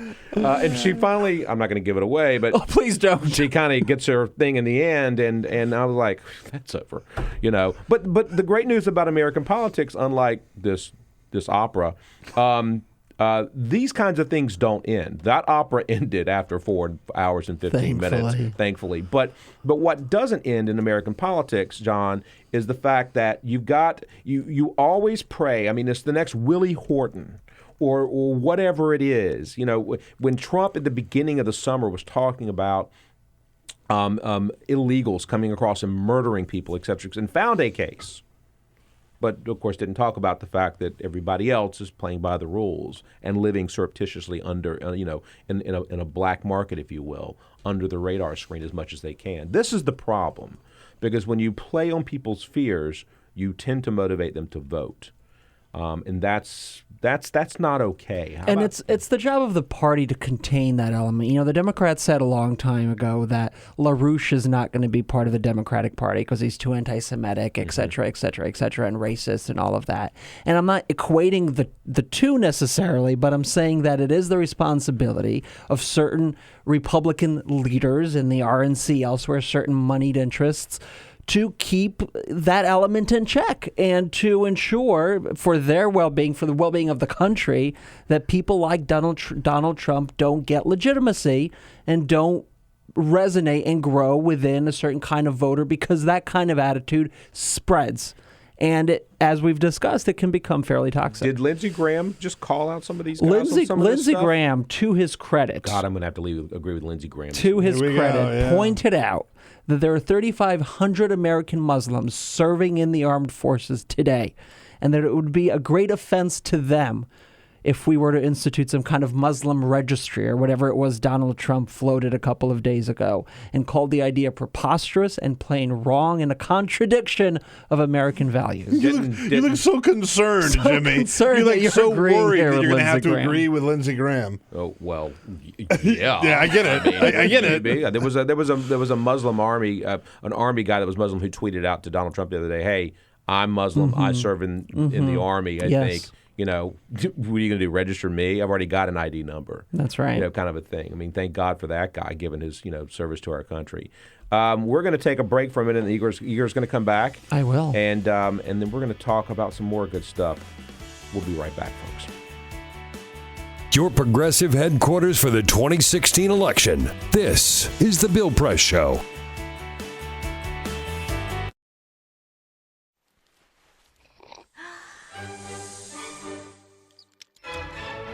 When I started learning about nutrition, about which, by the way, much less is known than you might think, I learned that what mattered most about one's health was not necessarily the nutrients, good or bad, that you were consuming or staying away from, or even the calorie counts. But what predicted a healthy diet more than anything else is the fact that it was being cooked by a human being and not a corporation.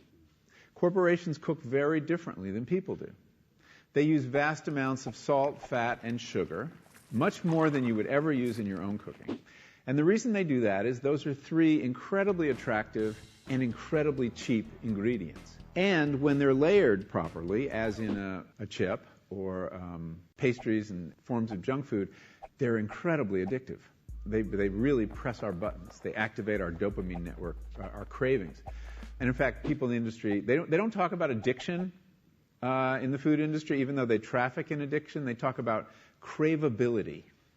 It's the same thing. And snackability is another term they use. It's a lovely word. And then the last point about corporate cooking that's important to understand is they cook different stuff than you do at home. What they're good at, in general, they don't cook that well, but things like chips, they cook incredibly well. And here's a classic food that if you make it yourself, if you've ever made French fries, you have to wash the potatoes, you have to peel the potatoes, you have to slice the potatoes, you have to fry them in a lot of oil, you have to spatter your entire stovetop, you have to clean up, and then you have this pot of oil you have to get rid of. I mean, it's really difficult, and it's a pain. They're wonderful, but it's a pain. And if you make them yourself, you'll only eat them every 6 weeks, 2 months, because it's too much work. But when you let corporations cook for you, it's so simple and so inexpensive, and they're really good, that you will have them twice a day, as many people in America do. So you see the kinds of foods you end up with are these labor-intensive foods and desserts. These special occasion foods become everyday foods when we let industry cook for us. Eat anything you want, just cook it yourself.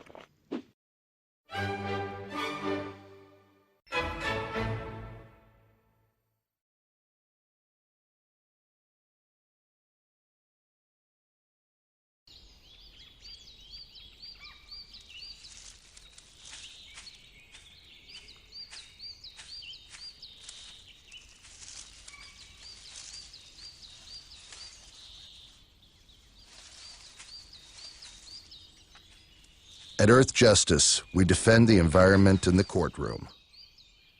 Join our fight. When you take a seat, you take a stand. Earth Justice, because the Earth needs a good lawyer. You wouldn't let money just blow out of your house. So when your AC or heater is on, make sure the doors, windows, and fireplace flue are shut tight.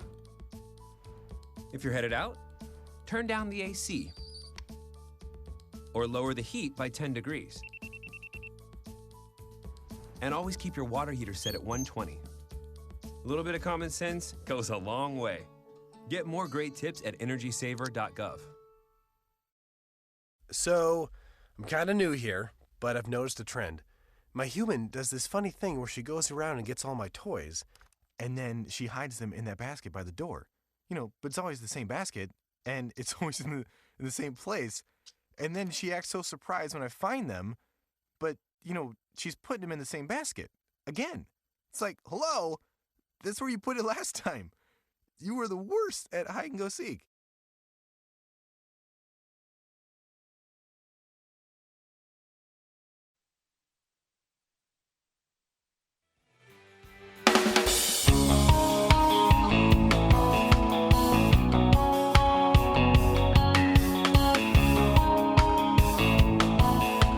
Seen on Free Speech TV and online on TawkrTV. This is the Bill Press Show. And it's Jimmy Williams in for Bill Press, still here with Igor Volsky from Think Progress.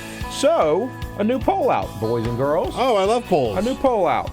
Politico reported yesterday, I think, that Hillary Clinton is the most trusted candidate on combating terrorism. She did give that big speech recently at the Council on Foreign Relations. She did indeed. Laying out her strategy. She looked very doubling and tripling down on what Obama's doing. Mm-hmm.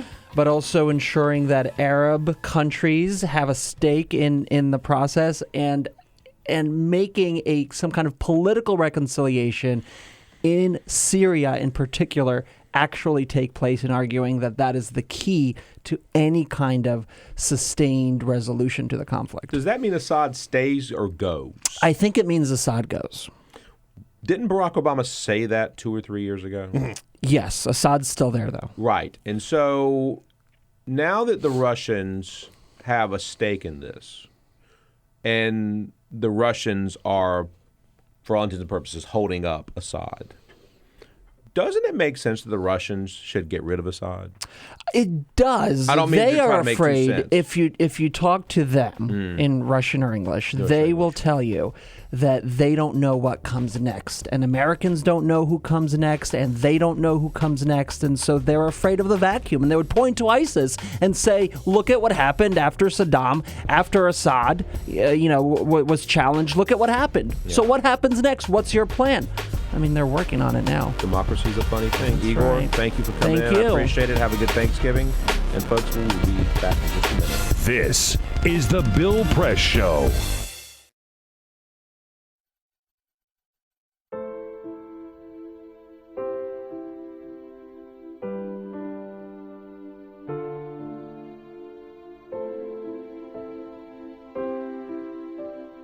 I have run these canyons for 6 million years.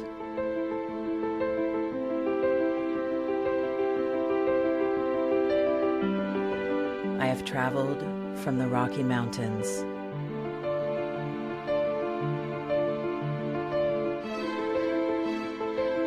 to the deserts, through scorching heat and freezing cold, from the land of the dinosaurs to fields of food.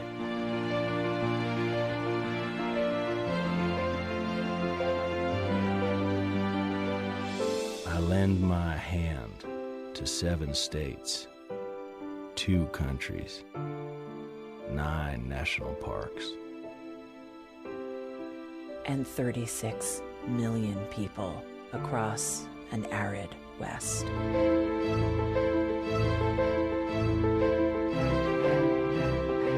I am not the strongest or the largest, but I am the hardest working.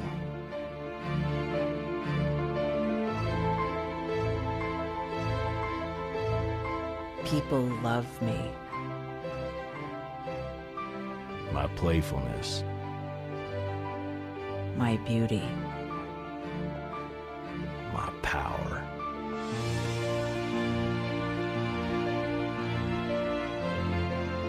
My life.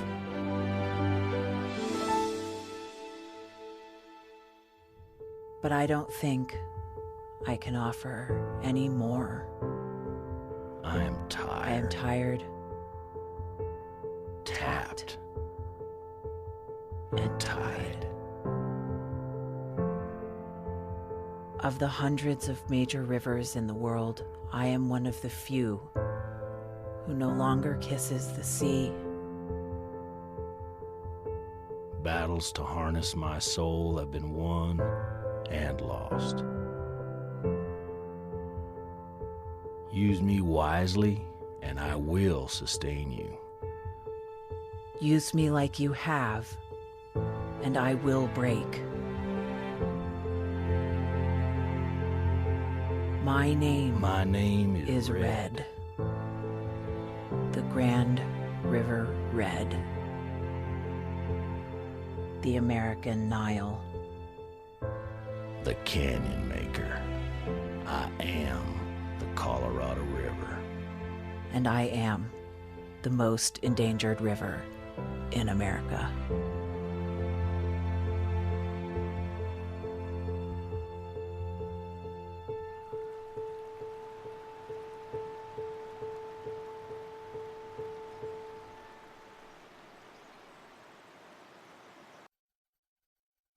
So, I'm kind of new here, but I've noticed a trend. My human does this funny thing where she goes around and gets all my toys, and then she hides them in that basket by the door. But it's always the same basket, and it's always in the same place. And then she acts so surprised when I find them, but, she's putting them in the same basket. Again. It's like, hello? That's where you put it last time. You were the worst at hide and go seek.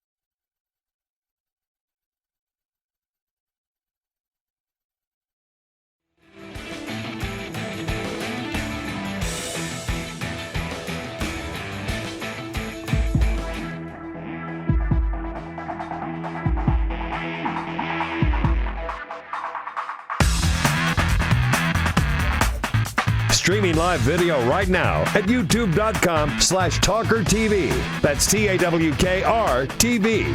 This is The Bill Press Show. Good morning, boys and girls. It's Jimmy Williams in for Bill Press. Bill is somewhere. I think Carol's got him in a warm climate, maybe, hopefully, something like that.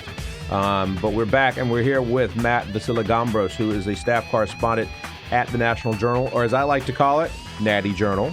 Natty Joe. Natty Joe. Natty That's Joe. Exactly right. Oh, boy. Natty Joe. Better than Natty Light, that is for sure, which was my favorite beer as a kid. As a kid. We all had our favorite beers as children, right? Oh, I mean, as a toddler. As an older teenager. Oh, golly, I broke the law. I admit it. All right, Matt, let's talk about, you just wrote a great piece. By the way, you can find Matt at MATTVAS, because he's smart. He did not put his whole last name into his Twitter account because they probably wouldn't let you. I would like followers. Yes. Yeah, so we're going to get you more followers. So follow Matt at MATTV, as in Victor, AS, on the Twitters. You've written a fantastic piece about Syrian refugees who were here in this country who are doing God's work in Nashville, Tennessee. That's right. Tell me about this, because I want people in Tennessee and everywhere else to hear the success stories. Yeah, you wouldn't expect that in Tennessee, would you? Actually, I would, because I think Tennessee's a great state. There you go. Despite its governor. Yes. You're going to get me in trouble there. Probably. Yeah, so there's 17,000 Kurdish refugees in Nashville, which is kind of insane when you think about it. That's like a whole freaking congressional district. Yeah, it absolutely is, yeah. So basically, the Saddam genocide in the late 80s drove out Kurds out of northern Iraq. These are Muslims. Muslims. Muslims. Yeah, mostly Muslims. Mostly Muslims. Mm-hmm. Okay. Yeah, so drove them out of the Kurdistan region into Turkey, and so most of these people led just decrepit lives in these Turkish refugee camps. And so between 1991 and 1993, 5,000 Kurds made their way to Nashville. In 1996, another 5,000 made their way to Nashville. And in that 20-year span, 90% have become U.S. citizens, over 200 small business owners, and they're just thriving in the heart of Middle Tennessee. And so I wanted to, with all this refugee rhetoric, I wanted to go down there and profile a thriving refugee community. So I talked to a bunch of community leaders, and I have a lot of stories that I brought back to D.C. to write about. How did you find these? I mean, how did you find this? I never knew that there were 17,000 Kurdish in the Little Kurdistan in East Nashville. How did you find this out? Yeah, I've written a few stories about refugee communities around the country, and so this one continues to be brought up, and I never really thought about it. So I wrote about the Burmese population, this massive Burmese population in Des Moines, Iowa. Right. It's funny, on the campaign trail, no one talks about the refugees in Des Moines. I was going to say, no one does. we're talking about Iowa here, right? Every presidential candidate's going through Iowa.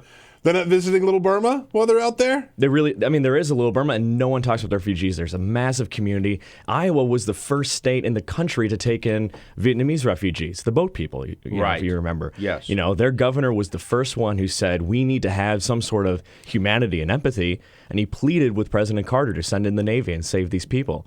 And so Iowa was the first state in the country to take in all these refugees. Now their governor, Terry Branstad, doesn't want anything to do with refugees. And the governor of Tennessee, Bill Haslam, has said he signed the letter to the president saying don't send any. That he doesn't want any either. Yeah, so 17,000 of these, of which 90% are now American. They're citizens of the great state of Tennessee. They really are. And so I talked to this one woman. Her name is Kassar Abdullah, and she tells me a story about how her elderly father will wake her up during when early voting begins so that she can go to the polling station and translate the ballot for him because he really wants to vote that bad. He wanted to come to this country that bad that he will wake up early in the morning, bring his daughter to translate the ballot so he can vote. Wow. That's the thing that's so, I think, gross about some of these refugee politics that we've seen.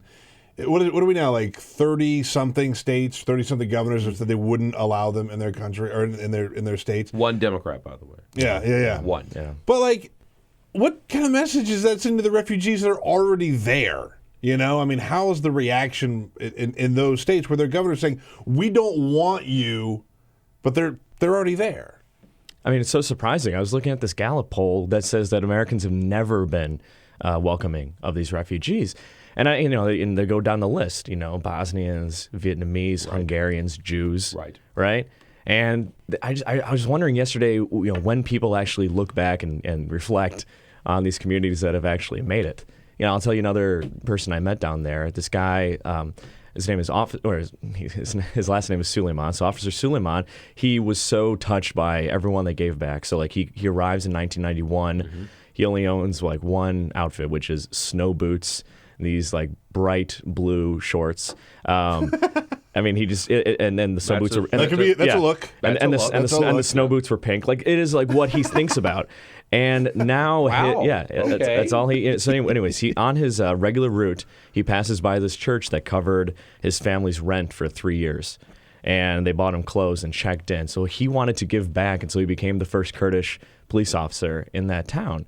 And so you think about these people who want to. They're so touched by what they were given that they want to become, police officers or community leaders. There's a problem. A lot of these places, there's really no Kurdish representation.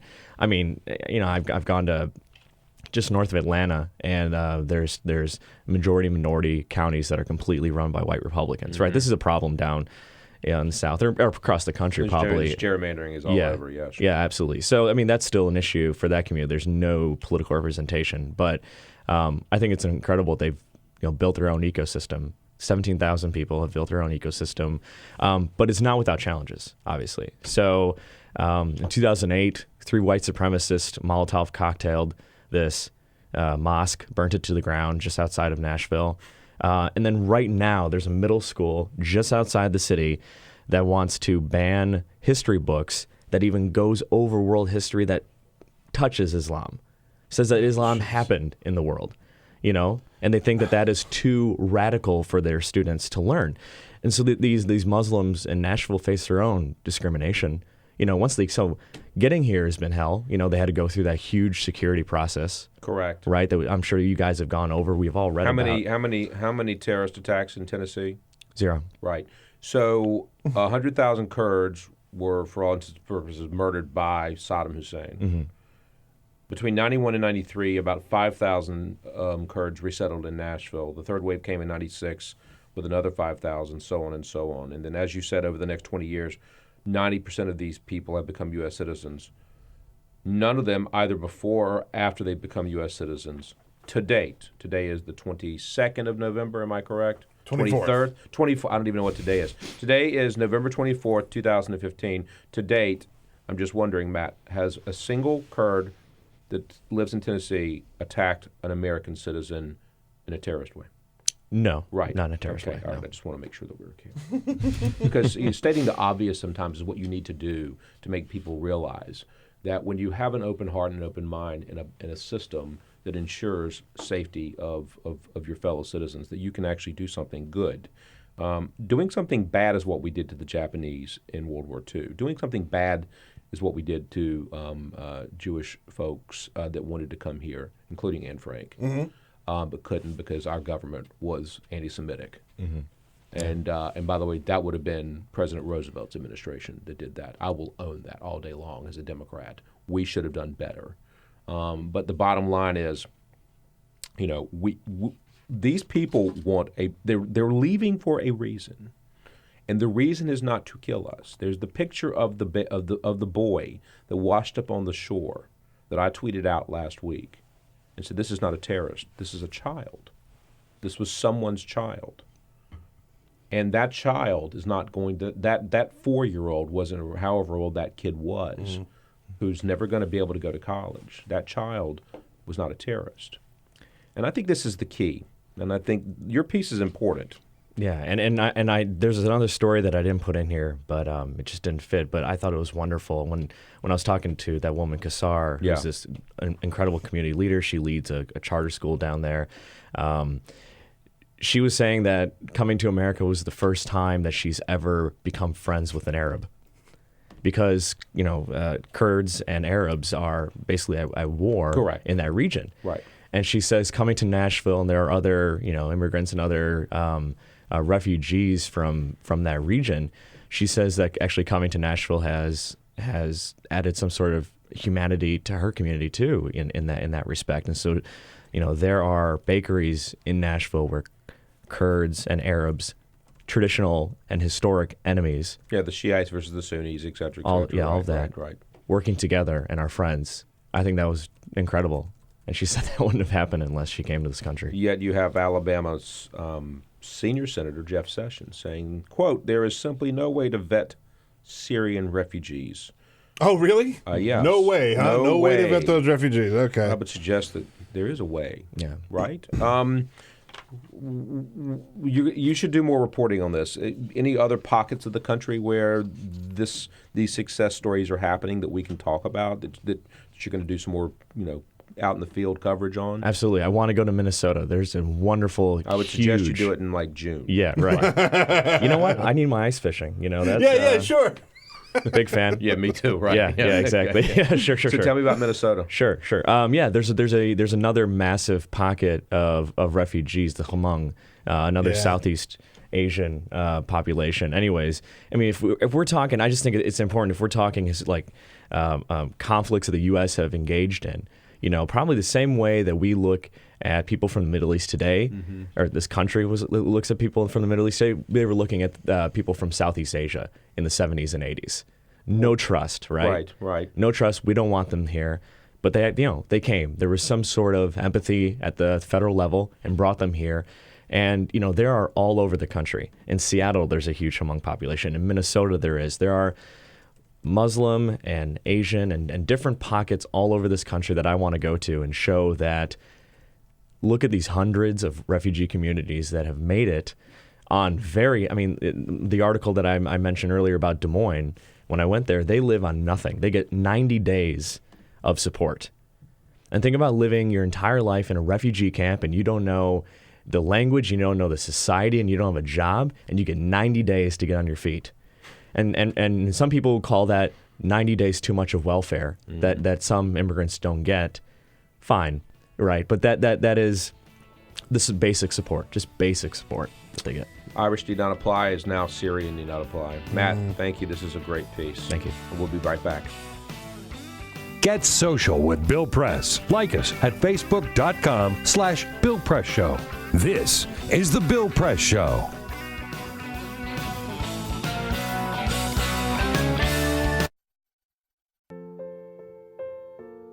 This is why you took a second job. While you taught yourself how to fix the plumbing. While you'll do whatever it takes to keep your home. And that is why we want to help. We are making home affordable, a free government resource that can make paying the mortgage easier. Call 888-995-HOPE today.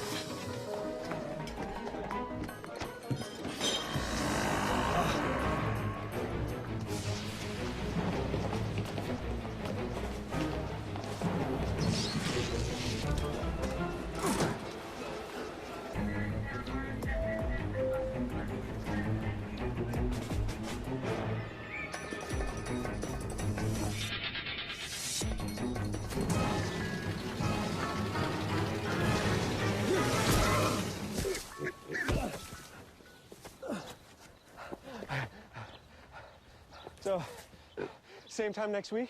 Well, of course. Put away a few bucks, feel like $1 million. For free tips to help you save, go to Feed the Pig.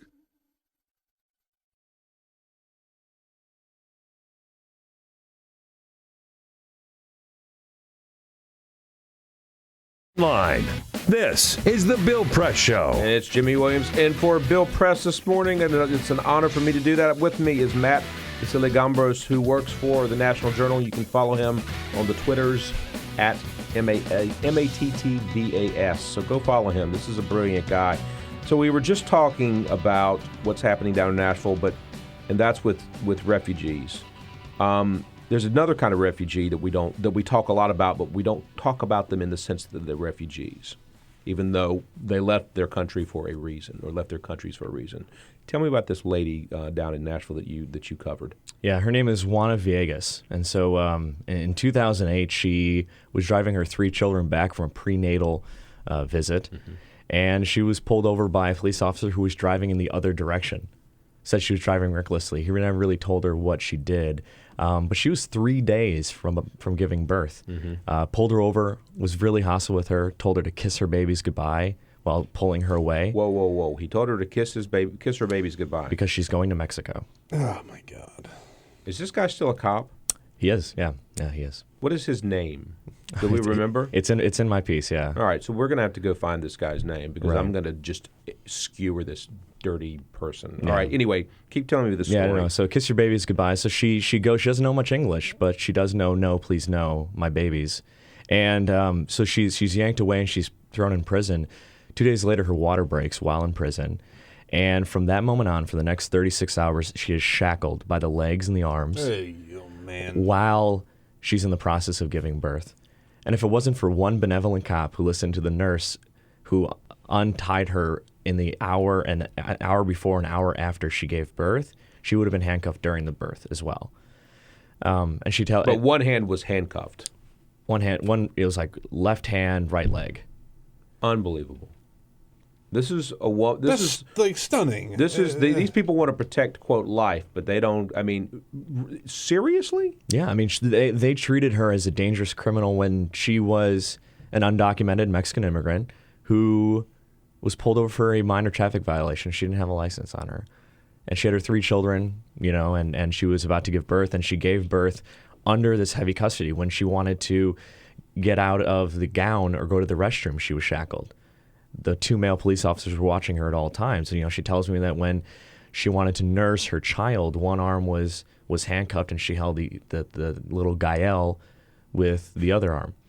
I mean, it was a really horrifying experience. She got PTSD. She got, and then once she was released from the hospital, she had to go back to jail. They wouldn't give her a breast pump. She asked for some sort of painkiller. They gave her a multivitamin. And so 6 years of court cases later, she gets a $200 settlement, and her husband get employment. 200 or 200? $200,000. $200,000. Okay. 200 would be Yeah. criminal. Yeah. Yes. No, $200,000 settlement. And her husband get some sort of employment card and a pathway toward a green card. And that only happened because a judge down there signed an ordinance that said someone was the victim of a crime. Her lawyers rightfully or successfully argued that her constitutional right against cruel and unusual punishment was violated. I use her story as an example of where Nashville has come from. It had that 287G program, which is the program that local law enforcement can check your ID and see if you are a citizen or have documentation. They went from that and wanting English only ordinances to defeating English only and being the birthplace of what is known as the Welcoming America movement, and that is communities in the communities, business leaders and whatnot, welcoming immigrants and saying, we need you in order to be a 21st century economy. And there's some good things happening. So the new Ellis Island of America is Nashville, Tennessee. Which is astonishing. Yeah. Yet that governor's the one that's saying no more refugees, Phil Haslam. It is, yeah. It's this progressive pocket right in the middle of Middle Tennessee, and talking to a lot of immigrants, they said it's been 8 years. The 8 years has been stunning, and I sat down with Juana, and she fought through tears describing this. Her little boy is now 8 years old. And, he sometimes will look through the newspaper clippings and ask her, why were you crying? What went wrong? And she says that he only understands as much as a little boy who's, greatest love is soccer can understand. And I can understand that. Matt Vasilagambros, thank you for coming in. Have a good holiday. Thank you, you too. And keep doing this reporting. Thank you. We'll be right back, folks. Follow us on Twitter @BP Show. This is The Bill Press Show.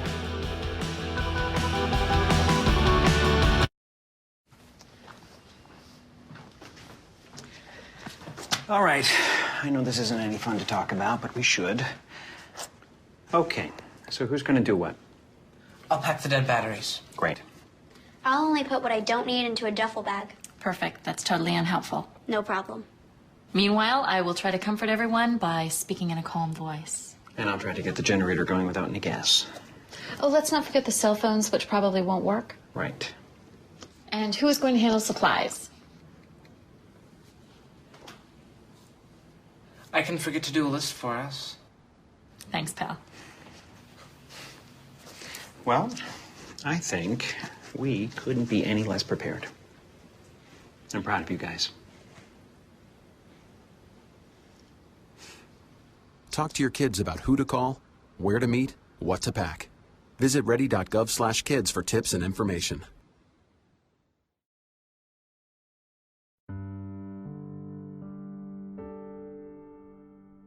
A few years ago, plastic bag waste in our city came to a tipping point. It was clear. We had a bag problem. My department was tasked to reduce plastic bag consumption. We needed to come up with ways to change human behavior. So we asked ourselves, would you like it back? What do people really hate? Yep. Getting punched in the stomach. Preliminary studies showed that the consequences weren't severe enough to warrant behavioral change. Actually, can I get that double bagged? So we thought, what do people hate more than getting punched in the stomach? Kissing Helga. Hey, big boy. People didn't find her so offensive after all, so we had to get creative. How many bags? Okay, now, pour this ice water down your pants. We tried everything.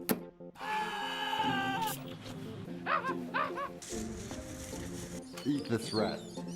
Defuse this bomb. Even fighting your clone.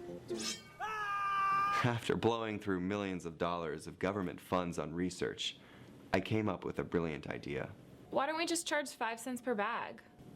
That's a stupid idea. Would you like a bag? Yes. 5 cents a bag. 5 cents? 5 cents? Do I still have the option of getting punched? Honestly, I don't know how everyone else missed it. Why don't you just get a reusable bag?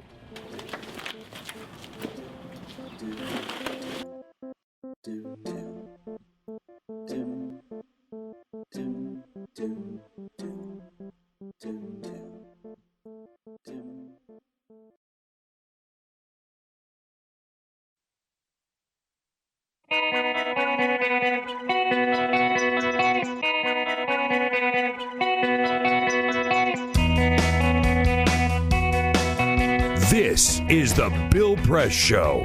And it's Jimmy Williams back for a quick segment. Peter. All right, so Thanksgiving is coming up. You know how much I love Thanksgiving. Mm-hmm. Public policy polling has a new poll about which candidate Americans think would be the most likely to say something inappropriate at the table and ruin Thanksgiving dinner. Any guesses? Who won? By a large margin, 46% say that Donald Trump would be the most likely candidate to ruin Thanksgiving as much as all of the other candidates combined. Hillary Clinton was second with 22%, Bernie Sanders at 7%, Jeb Bush and Ben Carson at 6%, and remarkably, Ted Cruz is only at 4%. Ben Carson. So what's Ben Carson's number? Ben Carson is at 6%. So 6% of Americans think Ben Carson was a bad prayer at Thanksgiving. All right, folks, we'll be back in just a little bit. We got Jackie Kucinich from the Daily Beast joining us. This is the Bill Press Show.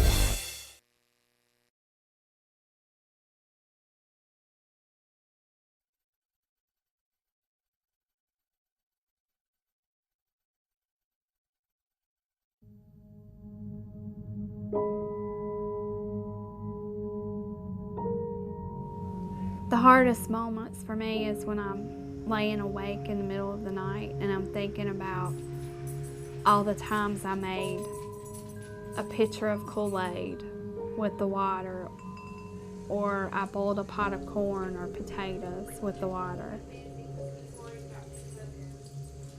Those thoughts just stick with me in the middle of the night, and I feel horrible as a mom that I didn't know that something was wrong, but how could I have known? There's no way I would have known. The spill at Dan River happened when a drainage pipe that ran underneath an ash basin and dam collapsed, sucking out 6 decades of waste and spewing gunk directly into the river.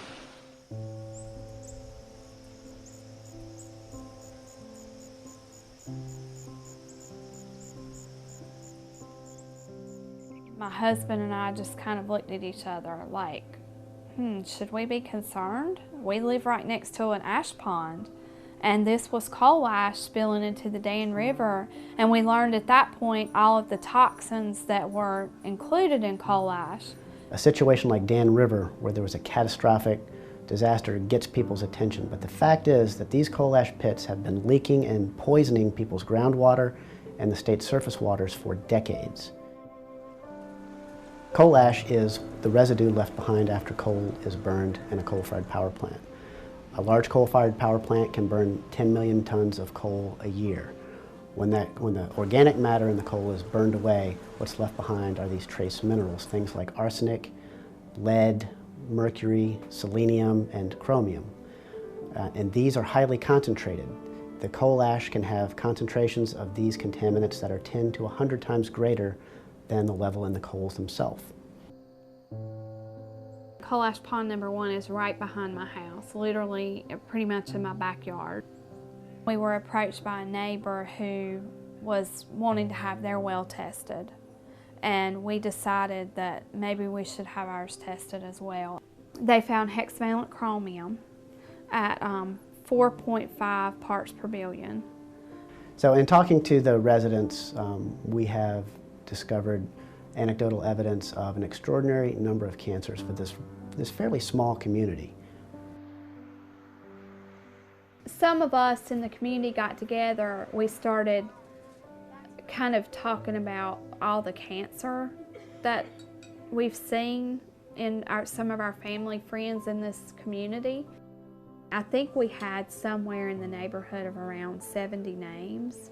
So we had some help from our river keepers putting a map together, and it was a little shocking to see it. You know, I still have a hard time looking at it. Technically, EPA has not regulated coal ash as a hazardous waste, but it is undeniable that coal ash contains many, many hazardous substances that are hazardous, in fact, to people and the environment. And the only reason they have not been regulated as such is because of intense lobbying efforts by the coal industry and its allies. A lot of these chemicals are simple elements, but when you find them at the levels that they exist in around coal ash ponds, then you're starting to talk about cancer, brain tumors, you're talking about birth defects, developmental problems, neurotoxicity.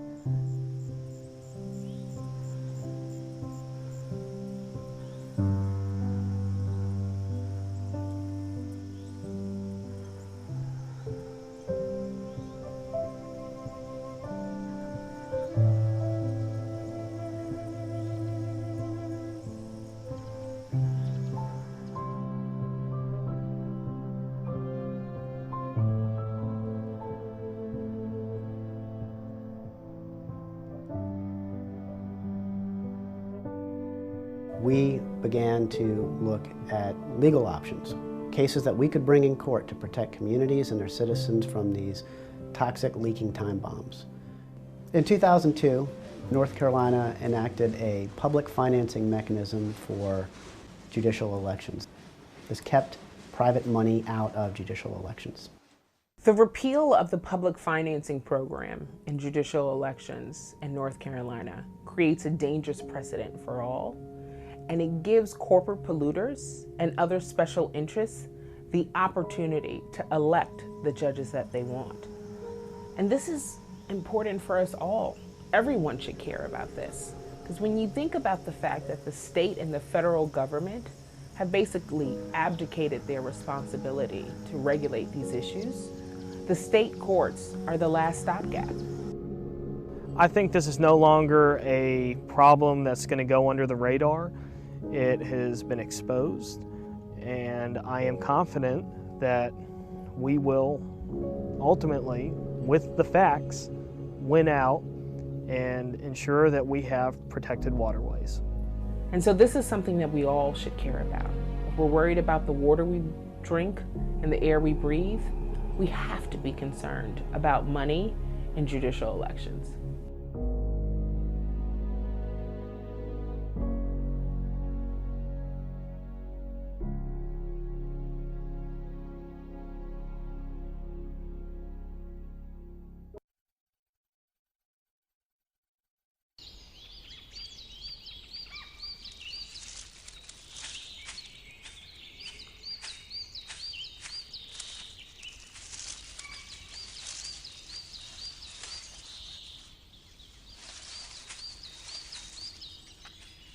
At Earth Justice, we defend the environment in the courtroom.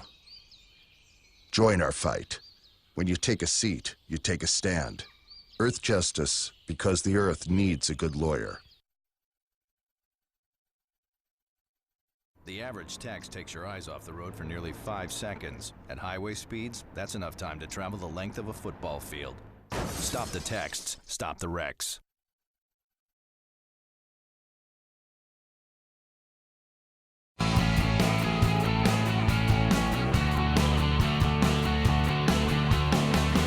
Broadcasting around the nation, on your radio, on your TV, and online.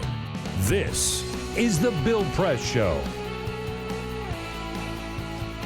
And it's Jimmy Williams, and we are back, and I cannot hear anything because I didn't have my IFP in. And I was texting our next guest, who is Jackie Kucinich, and she'll be here in just a minute. But before Jackie gets here, I think we should do a little full court press. I can do that, sure. Yeah, absolutely. What you got, brother? Let's see what we got going on here. Jamie, you gonna bless me with that open? This is the full court press. Just a couple of other stories making news. Big shakeup at Fox News, Jimmy. What? Big shakeup at Fox News. Elizabeth Hasselbeck will be leaving Fox News for the foreseeable future. She's the lady on Fox and Friends in the morning. Who? She is. I'm not telling anybody any reason to go and watch Fox and Friends in the morning. She's been with them for 14 years. Oh, the blonde lady. The blonde lady. The perky, perky blonde. That's the one. Yeah. I know who she is. Yeah. So she is going to be stepping away. So they said that a number of rotating guest hosts will fill her seat until a permanent replacement is named. Well, one of those might be my friend Meghan McCain, who I actually love very much. You know what? That's not a bad idea to put her in there. Good. She's my drinking buddy. Yeah? Yeah. I can see that. Yeah. I can see that working out.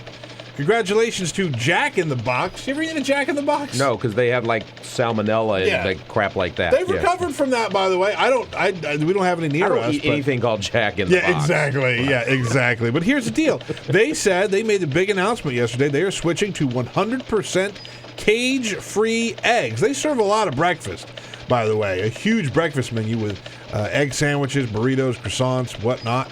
But they said that they're getting rid of the cage or getting rid of the cage chicken eggs. They're switching to cage-free eggs, which is good. That's all we can ask for. Cock-a-doodle-doo. That's all we can ask for. I suppose.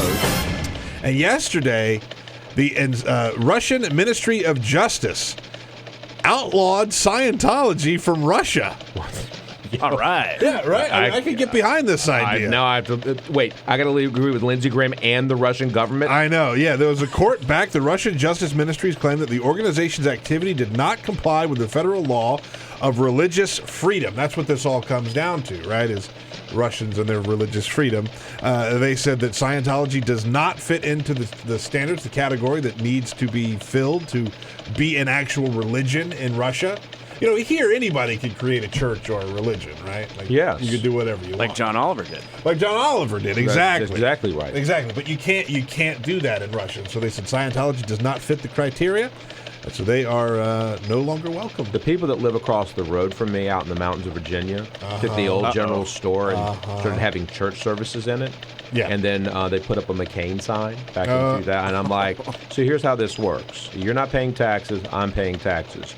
I have up my Obama sign. You have up your McCain sign. I'm paying taxes. You're not paying taxes. Take down your McCain sign or you're going to start paying taxes. The McCain sign came down. There you go. Wow. Good for you. Yes. So anyway, so you know what? I'm with the Russian guy. There you go. Exactly. Well, you know, hey, what can I say? Now, I thought Jack in the Box was like a hamburger joint. So I used to live near a Jack in the Box when I was in Texas, right? And there's only like maybe one acceptable time to eat at Jack in the Box. That's the middle of the night. Right, when you're drunk. Exactly. Right. And they have a menu that has really terrible burgers and tacos and things like that, but they do have a breakfast menu, which I never bothered to have because I'm usually sober. Usually sober in the morning. Right. So there's no reason to eat at a Jack in the Box. Right. Yeah. So cage-free eggs. Cage-free eggs. All right. Now I eat a lot of eggs. I love an egg. And here's the deal. The deal is that eggs, then I went on this whole kick about egg whites, blah blah blah blah blah, and then my cholesterol was like through the roof, and they put me on 60 milligrams of Crestor. So now I just eat whatever I want. There you go. Right, exactly. Yeah. Let it fight. Let the medicine fight it out.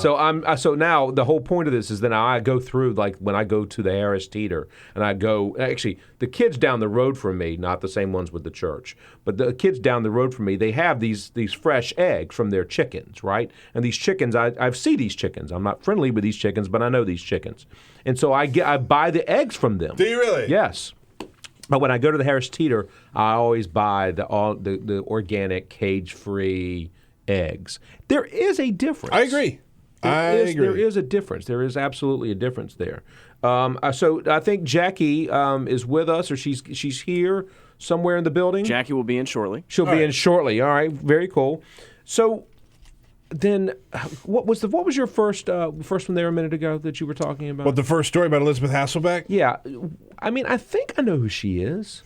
So you know who she is? Wasn't she on The View? By the way, yes, yeah. Well, here's the deal. By the way, I misspoke. I said she's been on Fox News for 14 years. She's been on TV for 14 years. Okay. She did The View. She originally was one of the first, if not the first, season of Survivor. You remember that? Yes, yeah. She was a contestant on Survivor, and so did she survive? She did. Well, she didn't win the whole thing. So she just went to Fox. But she went from View. there, and then she went to The View. She sort of had some sort of media profile for a little while, and then she went to The View, and then went straight from The View to Fox and Friends. She was replaced by Jenny McCarthy, which did not go well. No, although Jenny McCarthy might work out quite well as a replacement on Fox and Friends. That would be interesting, wouldn't it? A friend of mine's a producer for that show, Fox and Friends, and we used to go out drinking together, he and his wife, and they are tons of fun. Sure. And I mean, just dirty little secret, I have lots of Republican friends. Well, Republicans are a lot of fun to hang out with. I have no doubt. Listen, they drink a lot of bourbon. Yeah, those are my people. But exactly. Yeah. I mean, we are related to them. Yeah. But I it's funny because I've always said, now that I was contracted to MSNBC for 5 years. I'm no longer specifically contracted to MSNBC. I can still do MSNBC, but I can do anybody else. I can do CNN, I can do Fox, whatever.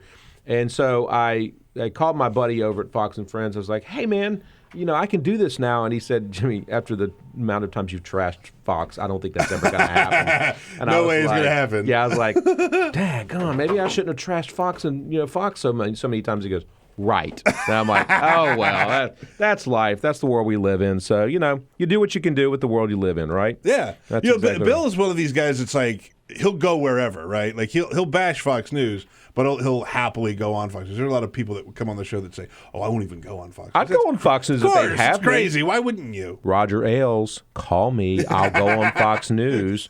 I'll be the guy that actually talks back. Guess who is in the house, ladies and gentlemen? Jackie Kucinich Allen is here. Hello, how are you? I'm fine, darling. Sorry, I was caught in traffic because, of course, why wouldn't there be traffic in D.C. right before Thanksgiving? Right. Because that makes sense. Right. You would think that people would actually, take the week off. No, not so much. No, not Right. so much. Not so much. So Jackie is with the Daily Beast. She's the senior politics editor over there. We've known each other for a long time. You can follow her on Twitter at JF Kucinich. I'll spell that for you. JFKUCINICH. And then you can also find it at dailybeast.com. And she's my buddy. So, Jackie. Yes. You wrote a very interesting piece on Hillary Clinton. Yeah, she's starting to get into some of the policy pieces of her platform. Right. And so this one has to do real policy. Real policy. Craziness. I know. It seems to be a fleeting thing these days. But yeah, she was talking this weekend about elder care, which doesn't sound terribly sexy, but a lot of people whose parents are getting up there have to deal with this. We've both had friends who've had to take care of sick parents, take time off work. And so what this would do, and it's funny, I've had this conversation with Republicans and Democrats. This affects everybody. Yeah. And so this particular policy would give them a tax I don't want to say credit. I'm trying to think what I'm. A tax deduction. Deduction, yes. Thank you. I'm like, it's not a tax benefit. A tax benefit that you get to write off up to $6,000 of expenses when you have to take care of a sick parent. Or a sick family member. And so it's something that it's actually, there's a bill in the Senate that has sort of been sitting there. Yeah. Not Claire McCaskill, Amy Klobuchar and Barbara Mikulski are leading the way on this. And you have to wonder, there's lots of things going on in the Senate, but this hasn't really gone anywhere yet. So we'll have to see if it actually ends up. Now, does the Mikulski Klobuchar bill, is that the $6,000 tax benefit? Yes, it is. Well, then it's probably going nowhere since Hillary Clinton just endorsed it. Well, pretty much. Right. not to put too fine a point on it. Well, no. Things like this you find get put into larger bills. Right. So maybe this will end up, because this is a bipartisan problem, if there is some kind of groundswell, or if there is a move, if they get a Republican on this, which isn't beyond it is the Senate. It is still the Senate. Yes. As you know, you worked in the Senate. Bipartisanship still does exist there in dark corners no one talks about. Shh, don't say that. Ted Cruz might try to fake filibuster it. Right. Oh, my gosh. Well, listen, look, my mother is not 45 anymore. Mm-hmm. If I say her age, she'll kill me. Yeah, you will die. Right, yeah. and she still thinks she's 45, but she's not 45. But, the deal I made with my mother is that I'd never put her in a home. Mm-hmm. And I said, look, you got it. You got. Listen, it's up to you when you want to die, basically. Unless you get hit by a car. Don't walk in the street, mother.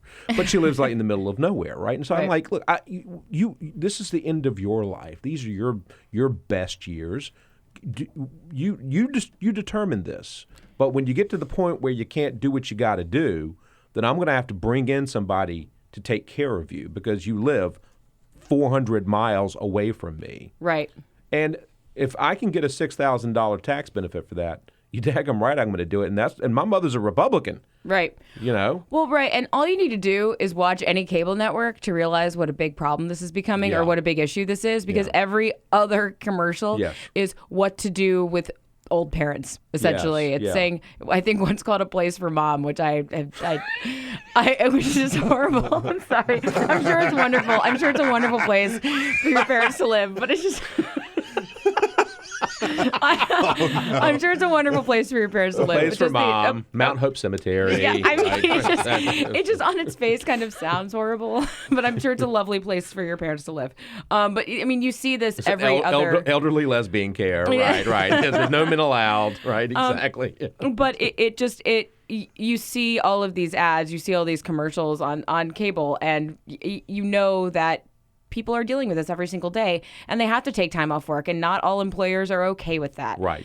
And a lot of the time, when you look at, there was a great, I'm losing where this report was, but it's also a lot of women, which Hillary Clinton talked about, that end up taking time off to take care of elderly parents. So that's another place that Hillary Clinton obviously wants to cultivate that base. And, it's interesting because in the 2008 campaign, when Hillary was running against President Obama, then Senator Obama, she downplayed the woman part of the campaign. This time she has wholly embraced it. I think we can all agree on that. And I think that she's really going head in on this and appealing to women, more of which are becoming independent voters these days, as opposed to Democrats versus Republicans. Well, women determine elections. We know this. Right. If women show up, for the most part, Democrats win. If women don't show up and old white men show up, Republicans win. We know the demographic data here. But if she can appeal to women and say, here's the deal, you are in this group of people, or you're going to be taking care of your mom or your dad, this has broad appeal. Absolutely. But I do think her emphasizing the fact that she is a woman, it can also backfire, because I think talking about the next story that we're going to speak about, she started going after Bernie Sanders by implying that he was sexist. And, I just personally have a problem with just throwing that around, because there is a lot of sexism out there. Sure. And when you're saying that because someone said that, when you listen to the context of what Bernie Sanders said about yelling about gun safety, it doesn't scream sexism to me anyway. And I just think you have to be very careful about throwing that around, because in the workplace, in everyday life, a lot of women deal with that. Yeah. And it's a lot more overt.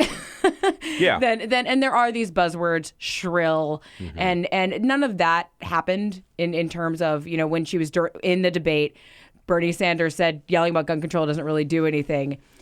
That, at least maybe I didn't take away of that because I'm a reporter, but it didn't say that to me. Yeah. But it seems like she's changed strategies on Bernie Sanders. So. Well, she has changed strategy on Bernie Sanders. She's ignoring him for all intents and purposes. Right. And Amy Chozick, our friend from the New York Times, has written a fantastic piece. Hillary Clinton looks past primaries and to Republicans in strategy to beat Sanders. And my understanding from the Sanders people is they're furious that she's not engaging with him, that she is acting like he's not even there. That's what you do when you're winning. Right. Honestly, you don't mention their name. Why give them the satisfaction? Right. You saw someone asked her about Martin O'Malley's attacks on her, and she said, I'm not going to talk about that. Because she doesn't have to. She doesn't have to address these guys. And when Bernie Sanders was closer to her in the polls, when he was gaining on her in Iowa, sure, she had to address him. He was coming close to her. Now she's something like 20 points ahead in Iowa. Right. Why would she say his 50, name? 60 points in South Carolina. Right. It's ridiculous. Exactly. Yeah. And she's pulling away. Now, that doesn't mean it's over. Not at all. We've all seen the movie where Hillary Clinton is up and then she's not. Or Bill Clinton. Or Bill Clinton. Right. And, the trust issue is still out there. It hasn't gone away. That said, Bernie Sanders, for whatever reason, is falling behind now. I think it's foreign policy. I think that it's a big part of it. The Turkey just downed a Russian plane. Yeah. This is not going away. What's happening over abroad, if you will, across the pond. Hey, it's Jackie Kucinich with us. We're going to take a quick break, and then we'll be back in just a minute. So stay tuned and come back with us, folks. Your progressive headquarters for the 2016 election. This is The Bill Press Show. This is my computer. This is your computer. Let's go on the internet. Let's go. Click it. Yes. Okay. I cursor in between the R and the E. When I say dot, I want you to just push the period. She's gonna love me all over again. That's it. Jamaica, here you come. Here we go. Good job. Thank you. Thank you. And I did it by myself. Feel smarter. So, I'm kind of new here, but I've noticed a trend. My human does this funny thing where she goes around and gets all my toys, and then she hides them in that basket by the door. But it's always the same basket, and it's always in the same place. And then she acts so surprised when I find them, but, she's putting them in the same basket. Again. It's like, hello, that's where you put it last time. You were the worst at hide and go seek.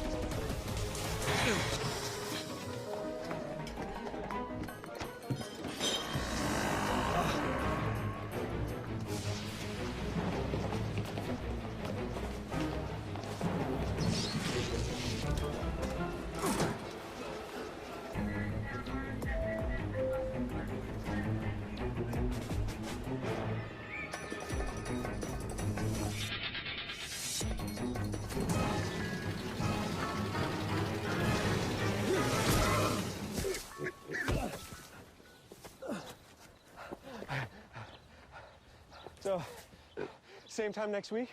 Well, of course. Put away a few bucks, feel like $1 million. For free tips to help you save, go to Feed the Pig.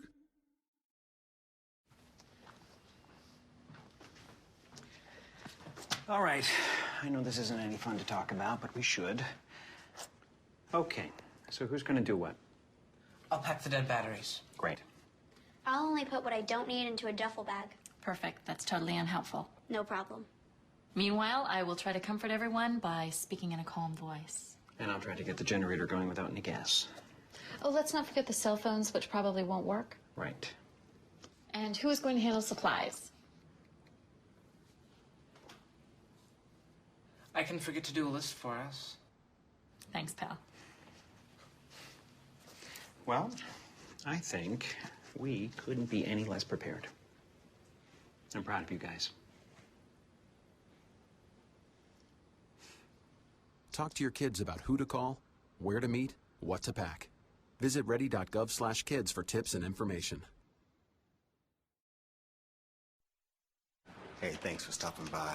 You know, I followed your character since the first episode. I'm a big fan, big fan. Thank you. And listen, your storyline, it makes for incredible TV drama. Thing is, your drug use is very adult content.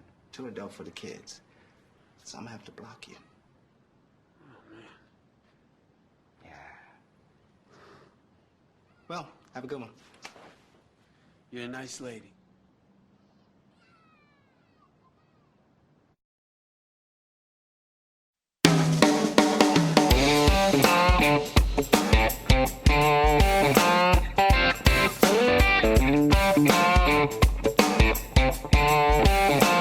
This is the Bill Press Show. And it's Jimmy Williams here with my good friend Peter and my other good friend Jackie Kucinich, senior politics editor at the Daily Beast. Daily.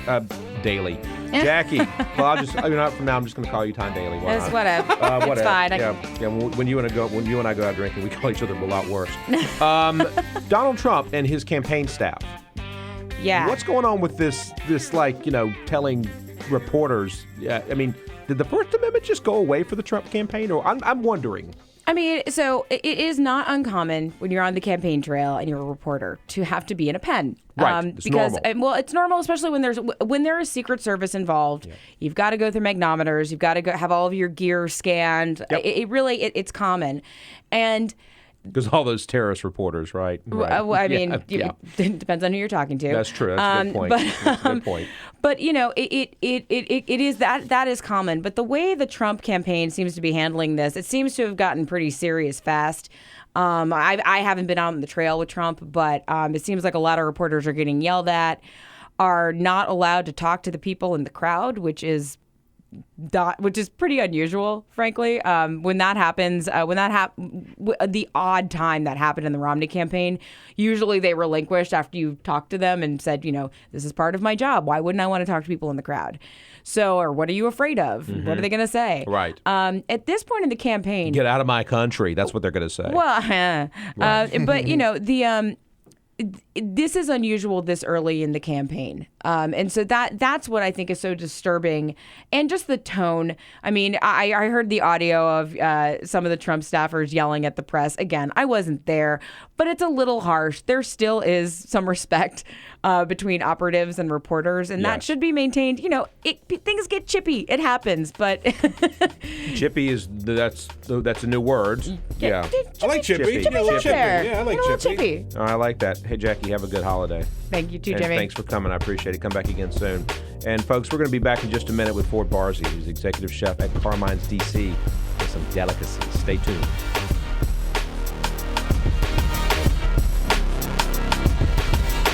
This is the Bill Press Show.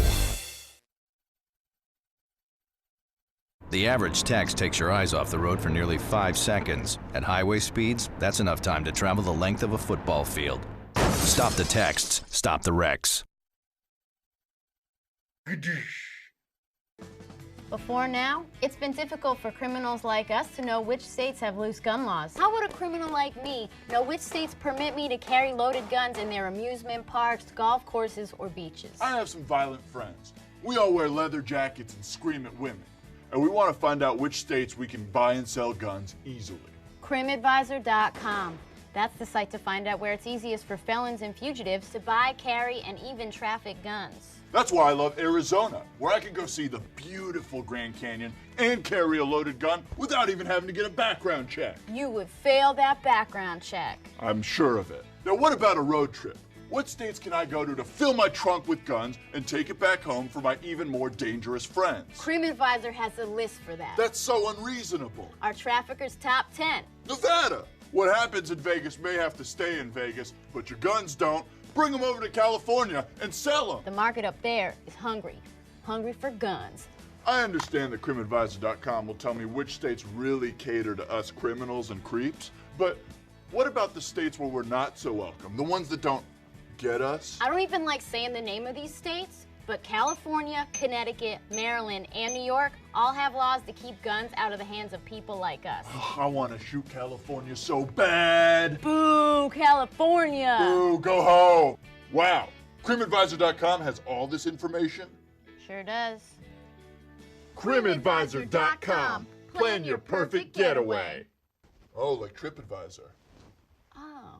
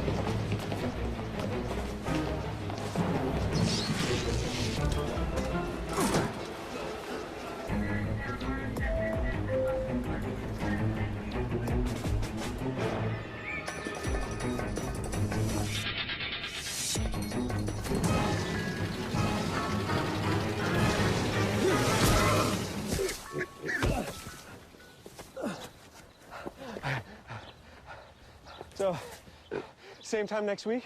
Well, of course. Put away a few bucks, feel like $1 million.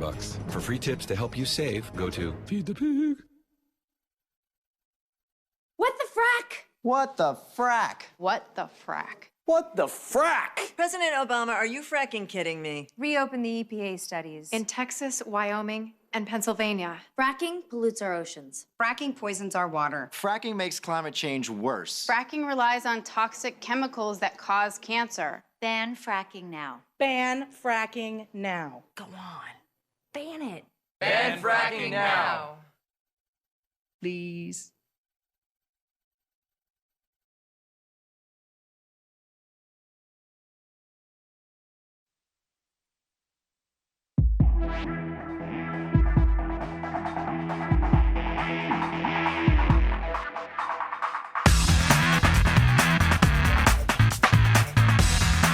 The most valuable morning radio show, according to The Nation magazine. This is The Bill Press Show. This is Jimmy Williams in for the last hour at The Bill Press Show.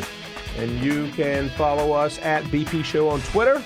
Find us on TawkrTV on YouTube, and you can. Oh my God. You can call us, but don't, because I'm kind of hungry.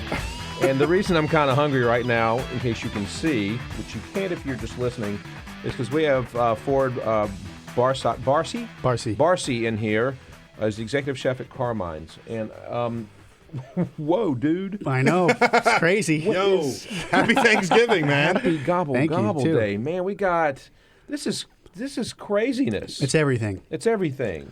We got sweet potatoes with little teeny marshmallows toasted on top. Oh my God, it's so old school. Taters. We got pasta. We got turkey. We got turkey wings. We got green beans, cranberry sauce, gravy, Brussels sprouts with, what is that? Bacon. Red onions. Yes. Bacon and red onions. My Bacon man. makes everything better. And then we've got some nice carrots over here. Now you guys are doing like a cool thing this year for Thanksgiving. Tell me about it. We do it every year. There's 2 Carmines in New York too. They do it as well. They're the original Carmines. They've been around for 25 years. We do a big Thanksgiving feast. We're family style, so this is kind of our wheelhouse. So, in order to bring the family together on Thanksgiving, we do a home-cooked traditional meal. Right. 18-pound turkey, home-cooked, all the fixins you can imagine. Yep. Homemade apple pie or pecan or pumpkin, whichever one you want. But you only get one pie. Only get one pie. You can get more if you want. It's an option. There's always an option. Don't worry. Right. Homemade cranberry sauce, homemade gravy. Yeah. Everything's homemade. It's one of the days we look forward to most in the year. Kind of the staff rallies around. We have a big group of people in the kitchen just pumping food out, having a great time. I spend a lot of time in the dining room just walking around talking to guests too. It's fun. Really cool. And so basically it ends up being... It feeds a family of 8. Feeds a family of 8. It's $240. It's $30 a person. It's $30 That's a steal. That's by the nothing. way, I just had a story earlier That's today. like you're paying them to eat. Oh yeah. Well, I had a story earlier today I get a chance to do during full court, but the latest study, the latest survey that shows how much it costs for a family to cook Thanksgiving dinner at home is over $50 a person. Oh yeah, now. Over $50 per But person. that doesn't even include booze. Yeah, right. No, it doesn't. That's right. Which in my family is like, oh my God, it's like $150 a person. Jeez. This is incredible. Now, look, you guys are known for your meatballs, right? I mean, which I'm in New York a lot. In fact, I just got back last night. Yep. I've been found in Carmines. Yes. And I've been found to be eating meatballs. I've been found to be drinking red wine. Yeah. With those meatballs. Oceans of red wine. Oceans of red wine. That's allowed there. Yes. It's not encouraged. I usually don't know how I leave, but thank God for the cab driver. Yeah, exactly. Right. But this is Something traditional different. American it is. Thanksgiving food. I don't think you can find this anywhere else in the city. I mean, people are doing, turkeys to go and, maybe a couple sides here and there, but really all this stuff, traditional style, family style, at a table, whole family together. I don't think you can beat it. No, I think this is awesome. This is awesome. And a lot of this stuff is stuff that you, like, it's hard to pull off at home. I mean, I usually cook. We've gone out for Thanksgiving a couple times because I think it's fun, but I usually cook. And it's a lot of damn work, man. Pulling this off, with yourself and even one other person would just be too much. Forget it. Yeah, I mean, just let the 50 or so kitchen staff and chefs at Carmine just handle it for you. By the way, so much respect for you guys bringing the sweet potato casserole with the marshmallows on top. Oh yeah, I will never apologize for my love of marshmallows on top of my sweet potatoes. I love it. And I hate marshmallows unless you do this. Oh yeah, no, like s'mores, dude. Like I want to vomit. So you and I part ways there. I love a schmallow any day of the week, but especially on sweet potatoes. No, because it reminds me of camping with my family. Oh my God, I'm like a little sissy in South Carolina. Don't take me camping and making stupid s'mores. Oh my God, take me to the spa. Let me ask you. I want to ask you a question about because we have this whole spread here, and I know Jimmy, you got the menu, but I see the turkey is separated from white meat to dark meat. Do you cook it separately, or do you cook it all together as one big bird? So we actually cook it separately. Okay, all right. What we do is we kind of butcher the turkey, breasts and thighs and wings and legs, and then we butter it in this sage butter and let it sit for 24 hours. Oh, hello. And then, not the leanest turkey. On a big pan with vegetables underneath to kind of, get that nice veggie flavor, and then roast it in the oven. It takes a lot less time, but it stays moist. It really does. It's crazy. Well, so we leave the bones on. We don't take the bones out, so they stay on. That, again, is one of the benefits of eating, like going to a professional kitchen, because realistically, roasting a whole turkey is not the best way to cook a turkey because the dark meat and the white meat cook at different temperatures. That's exactly right. Yep. And you really can't do that at home. I mean, you really don't want to get into the business of butchering a turkey. It's tough. And cooking it separately. Go let him do it. He can do it. Yeah, we had 3 guys just in a line yesterday. We all just got together and butchered them one by one and one. It was pretty cool. It was fun. That's awesome. Now, can we talk very quickly? I want to go more into Carmines because you guys are just so awesome. You've been around since 1990, but can we talk about the cost of turkeys this year? Something that was going on with the avian world. The cost of turkeys went up or something like this. That was I overheard a lady in Harris Teeter screaming about this. I mean, it depends. It's like they start working for next year now. I mean, they're in the fields with these the turkeys that you're buying right now aren't. The whole process starts so long ago. It's crazy. So if there's stuff in the weather out west, I'm not really in touch with the market per se for turkeys, but. I mean, they had that bird flu thing going around that was affecting eggs and stuff like that. So I assume it's, all kind of related, same family. But we got a pretty good deal on our turkeys. Yeah. You just have to buy 180 like that. And you get a good price. 180 turkeys. That's a hell of a lot of turkeys. You know, it's one year we had they went out and shot a turkey and brought it in and defeathered it the whole nine. And I was like, oh my God, if you ever do this again, I will kill you. It was the most awful turkey. Like it literally tasted like 40-day lamb. It was bad because it was scared. Well, sure, maybe. I don't know if it was scared or not. I mean, I have turkeys that live in the hills behind me out in the mountains of Virginia, and I will see them from time to time, and I like them just as they are. And they send my dog over the edge. He can't get to them, thank God. But the great news is that and they're beautiful animals. They're very skittish. But now Carmine's. All right, so you've got D.C., Vegas, Atlantic City, and then 2 places in New York. The Upper West Side is the one I've been to. Yep, that's the original. Right, and then there's one in the theater district. Where is that? That's right on 44th Street and Broadway. Well, right in the middle of it all. Right in the middle of it all. And, of course, I was talking about the meatballs, which I just love these things. Oh, my God. And they're huge, and they're fantastic, and they're moist. A lot of times meatballs are just 1,000% dry. But you can actually go on Carmine's New York. It's carminesnyc.com, and I think you can get the recipe. Yes, you can. Which is good. All right. I like that. That's good. Now, how long does it take? All right, so you got your entire kitchen staff. You've got your sous chefs, your prep chefs, all the folks doing everything in the kitchen. How many of these are you going to do between now and Thursday, and how many staff does that take? So right now we have almost 80 that are reserved that customers either called for. You can get this to go, by the way, as early as 9 a.m. on Thursday if you want to come pick it up if you live kind of outside the city and you need some time.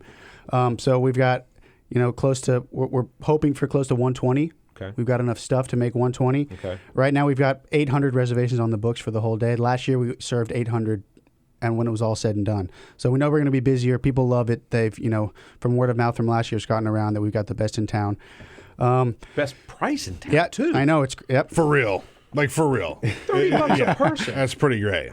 And then you come home with leftovers and your kitchen's spotless. You didn't cook Man, a thing. my kitchen looks like the Book of Revelations when I'm done. It's a mess. So this is perfect. Wow. So there's tiny. I mean, we started little small jobs started last week. Bringing product in, stuff like that, and we've got anywhere from 12 to 25 cooks and staff in the kitchen at a given time. I've got 5 chefs on my chef's team. Okay. One guy in the morning, one guy at night, one guy in the middle of the day, and we're all working together, little small jobs here and there that build into this culmination on Thursday, and then it's kind of just checks and balances, and everyone do their job. It's almost like a sports team or something like that. Any last-minute crazy stuff that happens? I mean, always. It's got to be. Always is. And then you just do what you got. You do what you got to do. I told my chef we were ahead of schedule yesterday. He's like, "Oh, you shouldn't have said that." It's over now. Yeah, come on, dude. Marcy, you jinxed it, man. I know. Don't do that to your team. Come on, man. You know better than that. You're the executive chef. All right. We got more to talk about. We got way more to talk about, food. but I'm going to get some food here. We're going to take a quick break, but Ford Barcy from Carmine's is going to be with us when we get back. So stay tuned. Though you can't eat with us, sorry. Get social with Bill Press. Like us at facebook.com/Bill Press Show. This is The Bill Press Show.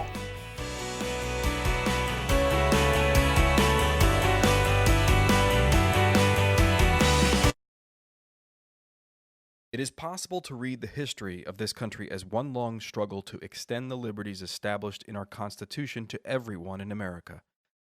In other words, who, according to our laws and culture, gets to be considered a person? The law creates legal personhood, and movements create law and change culture. So, how have the courts passed laws to shape our culture? That history goes way back before Citizens United. 1819, Dartmouth College versus Woodward, Supreme Court case, turned a corporate charter from a government-granted charter to a contract. This ruling gave corporations standing within the Constitution. 1886, Santa Clara County versus Southern Pacific Railroad. Though the court did not rule on corporate personhood, the decision was subsequently cited as a precedent to hold that a private corporation is entitled to the same 14th Amendment rights of due process and equal protection as human beings.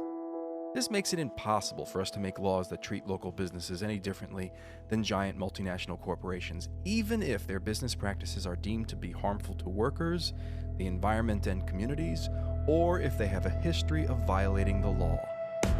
Hale versus Henkel, 1906. The court granted corporations the Fourth Amendment search and seizure protection. Dodge versus Ford Motor Company, 1919. The Michigan Supreme Court says the business corporation is organized and carried on primarily for the profit of the stockholders. Stockholder primacy is established.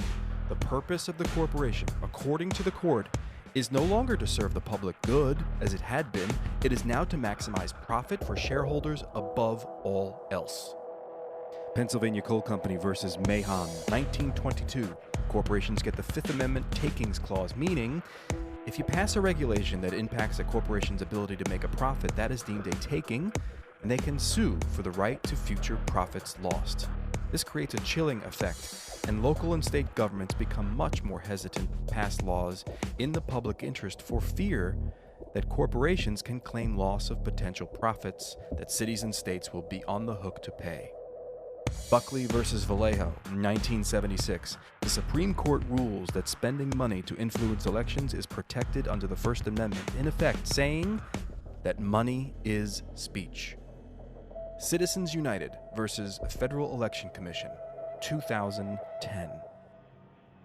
Today, the Supreme Court of Chief Justice John Roberts declared that because of the alchemy of its 19th century predecessors in deciding that corporations had all the rights of people, any restrictions on how these corporate beings spend their money on political advertising are unconstitutional. The court's ruling threatens to undermine the integrity of elected institutions across the nation. It's a rejection of the common sense of the American people.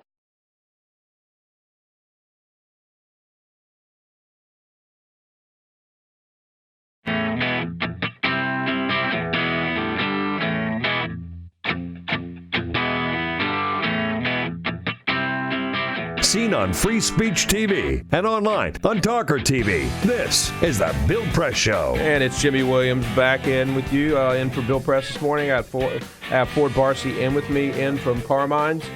And we have one heck of a meal that is sitting before us. Do you know how much I love Thanksgiving? Yes, we do. Thanksgiving is the greatest holiday. It is the greatest holiday, and Ford's going to pop up some food here for us. Yeah, before it gets cold, we just before it gets cold. Let's eat some plates together. And so here's while he's doing this. So here's the deal, folks. Here's what you get for $239.95. You can feed 8 people, and you can order this. That's $30 a person. This is what you get. You get an 18-pound roasted turkey with sausage and sage stuffing, served with homemade cranberry sauce. Brussels sprouts with caramelized onions and applewood smoked bacon. Sautéed string beans with julienne red peppers and toasted hazelnuts. Baby carrots with fresh dill. Sweet potatoes topped with marshmallows and maple syrup. Mashed potatoes with giblet gravy. Yeah. And then you get a pie, a pumpkin, an apple, or pecan. Now, a minute ago, Ford said pecan. Yeah. And there's a controversy in the world. Yeah. Whether it's a pecan or a pecan. I can tell you, Jimmy, you and I are both from South Carolina. And we have a disagreement on this. I think we have a disagreement on this. Yes, we do. It's pecan like recon. No, it is it's pecan like peanut. Because I have never seen anybody eat a peanut. Okay? Well, I'm with you on the P part. Pecan. Pecan. Whatever, Janet. Did you guys I'm grow just up in saying. the same state? Yes, we did grow up in the same state. How did we grow so far apart, Jimmy? Well, I'm just saying. We agree on most everything. I know. Except I don't hate Iowa as much. Thank you. I don't hate Iowa as much as you do. Yeah, I got to think against Iowa. Here, you're going to need some utensils. Let me have some. Thanks, dude. Here we go. There we go. This is. I'm so excited about this. Well, sure you are. I mean, this is so. Ford is the executive chef at Carmine's here in D.C. Where is the one here in D.C., by the way? It is on 7th Street, 7th and E, about 2 blocks south of the Verizon Center. Ah. Oh, yeah. I think I'm going there this weekend. We're going to the basketball game. Well, then you can stop by Carmine. I'm going to swing by Carmine. It's perfect. If it's during the week, come for happy hour. 3 to 7, we just started a new happy hour menu. Got stuff like fried ravioli. Really? Oh, man. Mussels in a red sauce. Garlic bread with cheese. Some good stuff on happy hour. Tell me about the only time you're going to find small plates at our restaurant. So you can come yourself, you guys one only friend. do family Yeah, style. exactly. So tell me about your drink specials. Dude, this turkey breast is so good. Never heard you. They've got tons of stuff. They're doing a Carmine's punch, fall punch. I think it's a rum punch with some fruit juice and some stuff. Rosemary, I think, is in there. Really? They got some the best frozen margarita in town. Really? No one knows about it. Really? Best frozen margarita and frozen Cosmo. My wife comes in with her colleagues every Friday just to have those. Just be careful. Don't have more than 2. Yeah, I can imagine. That's what they have. Hey, give me that gravy, Jimmy. That's what they. Yeah, here's the gravy. Yeah, I put gravy on anything. I love gravy. You I love gravy too. Yeah. How do you get this turkey breast so moist, by the way? It's the butter. Is it? Yeah, it's a and secret, it's the oven we have. We have a giant carousel oven. It's called a Baxter oven. You can walk inside of it when it's not on. Oh, man. I'm glad you put the disclaimer when it's not on. Yeah, when it's not on. So that, and it rotates, so it just cooks everything so evenly. We cook our own focaccia every morning there. No kidding. Some nice bread, so that it's awesome for that. So this is straight up delicious, by the way. It's only like $15,000 for the oven. Really? Oh, that's it, huh? That's it. Oh, you can buy one for a walk-in oven. Yep. Oh, how much does a walk-in fridge cost? That's what honestly, considering you can walk into the oven, that's sort of a bargain, right? Don't do this at home. Yeah, right. Right.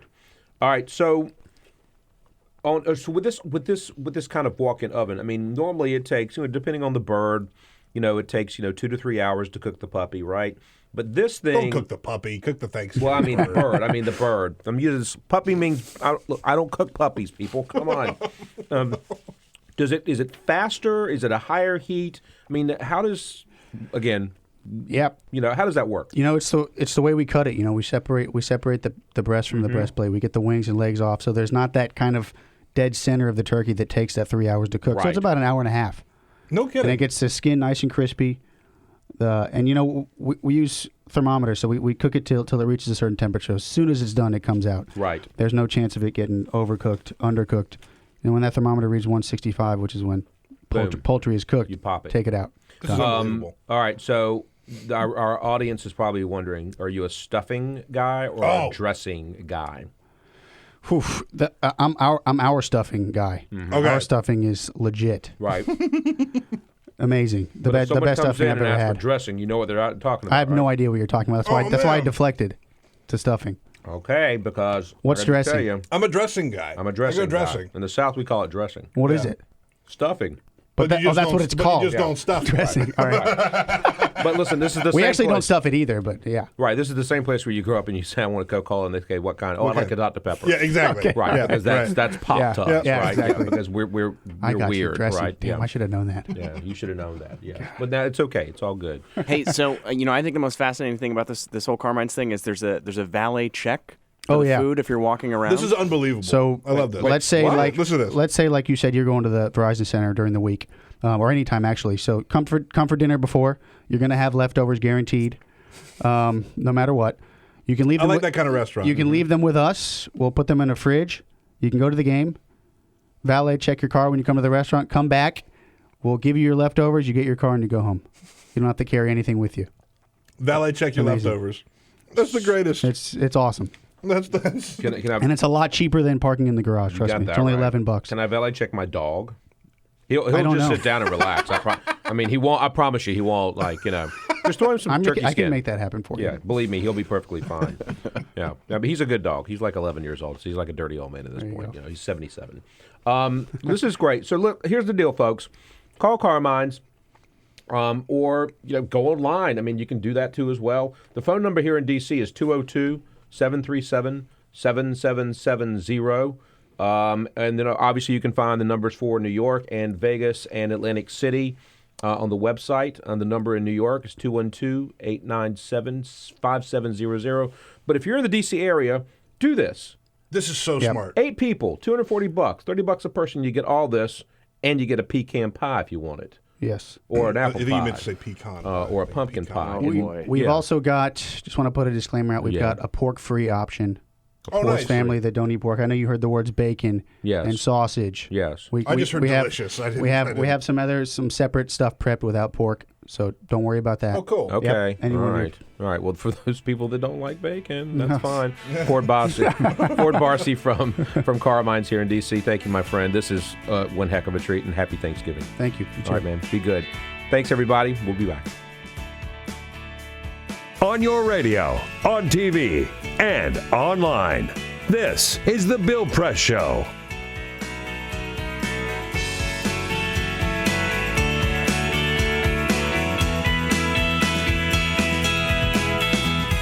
paying off credit cards.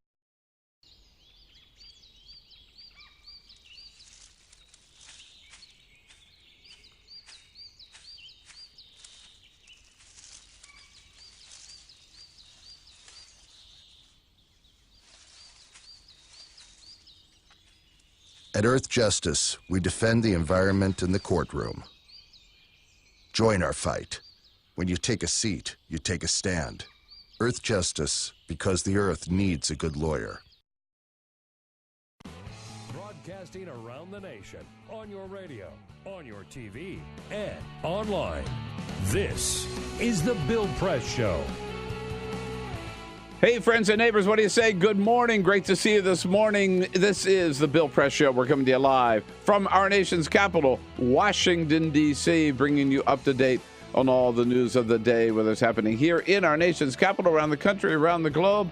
Coming to you live on your local progressive talk radio station, on Free Speech TV, and worldwide on our video stream, TawkrTV. Events in the nation's capital. Hi, everybody. It's Bill Press. This year marks the 10th anniversary of doing the Bill Press Show, every day covering the news of the day with the nation's top newsmakers, either on the line or in our studio right here on Capitol Hill in Washington, D.C. Not only that, I go to the White House briefings every day to get answers to the top questions of the day. Bottom line, if it's happening in Washington, D.C., either at the White House or the Capitol, we are all over it. Every day, we welcome to our studio political leaders and reporters and labor leaders and newsmakers to help us understand the issues of the day. You know, we started out as a radio show only, but over the years, we have branched out to all forms of the new media. So today, we're not just a radio show. We are podcasting, streaming audio, streaming video, and we are simulcast live on Free Speech TV nationwide. Reaching out to 40 million households on Free Speech TV, in addition to hundreds of thousands on local radio stations and online. AFGE is so proud to be associated with this show and looks forward to being working with Bill and this show for a long time. Bill Press is the right man at the right time with the right message. And thanks to the Bill Press Show, we get our message out to thousands and thousands of people every day. Thank you, Bill Press. The Teamsters are a proud partner with Bill Press on his show, telling the truth about what's going on with working families. Tune in. Yes, it's been a fun and exciting 10 years so far for the Bill Press Show. We're looking forward to many more with all of you, broadcasting live every morning from the nation's capital. On your radio, on TV, and online. This is The Bill Press Show.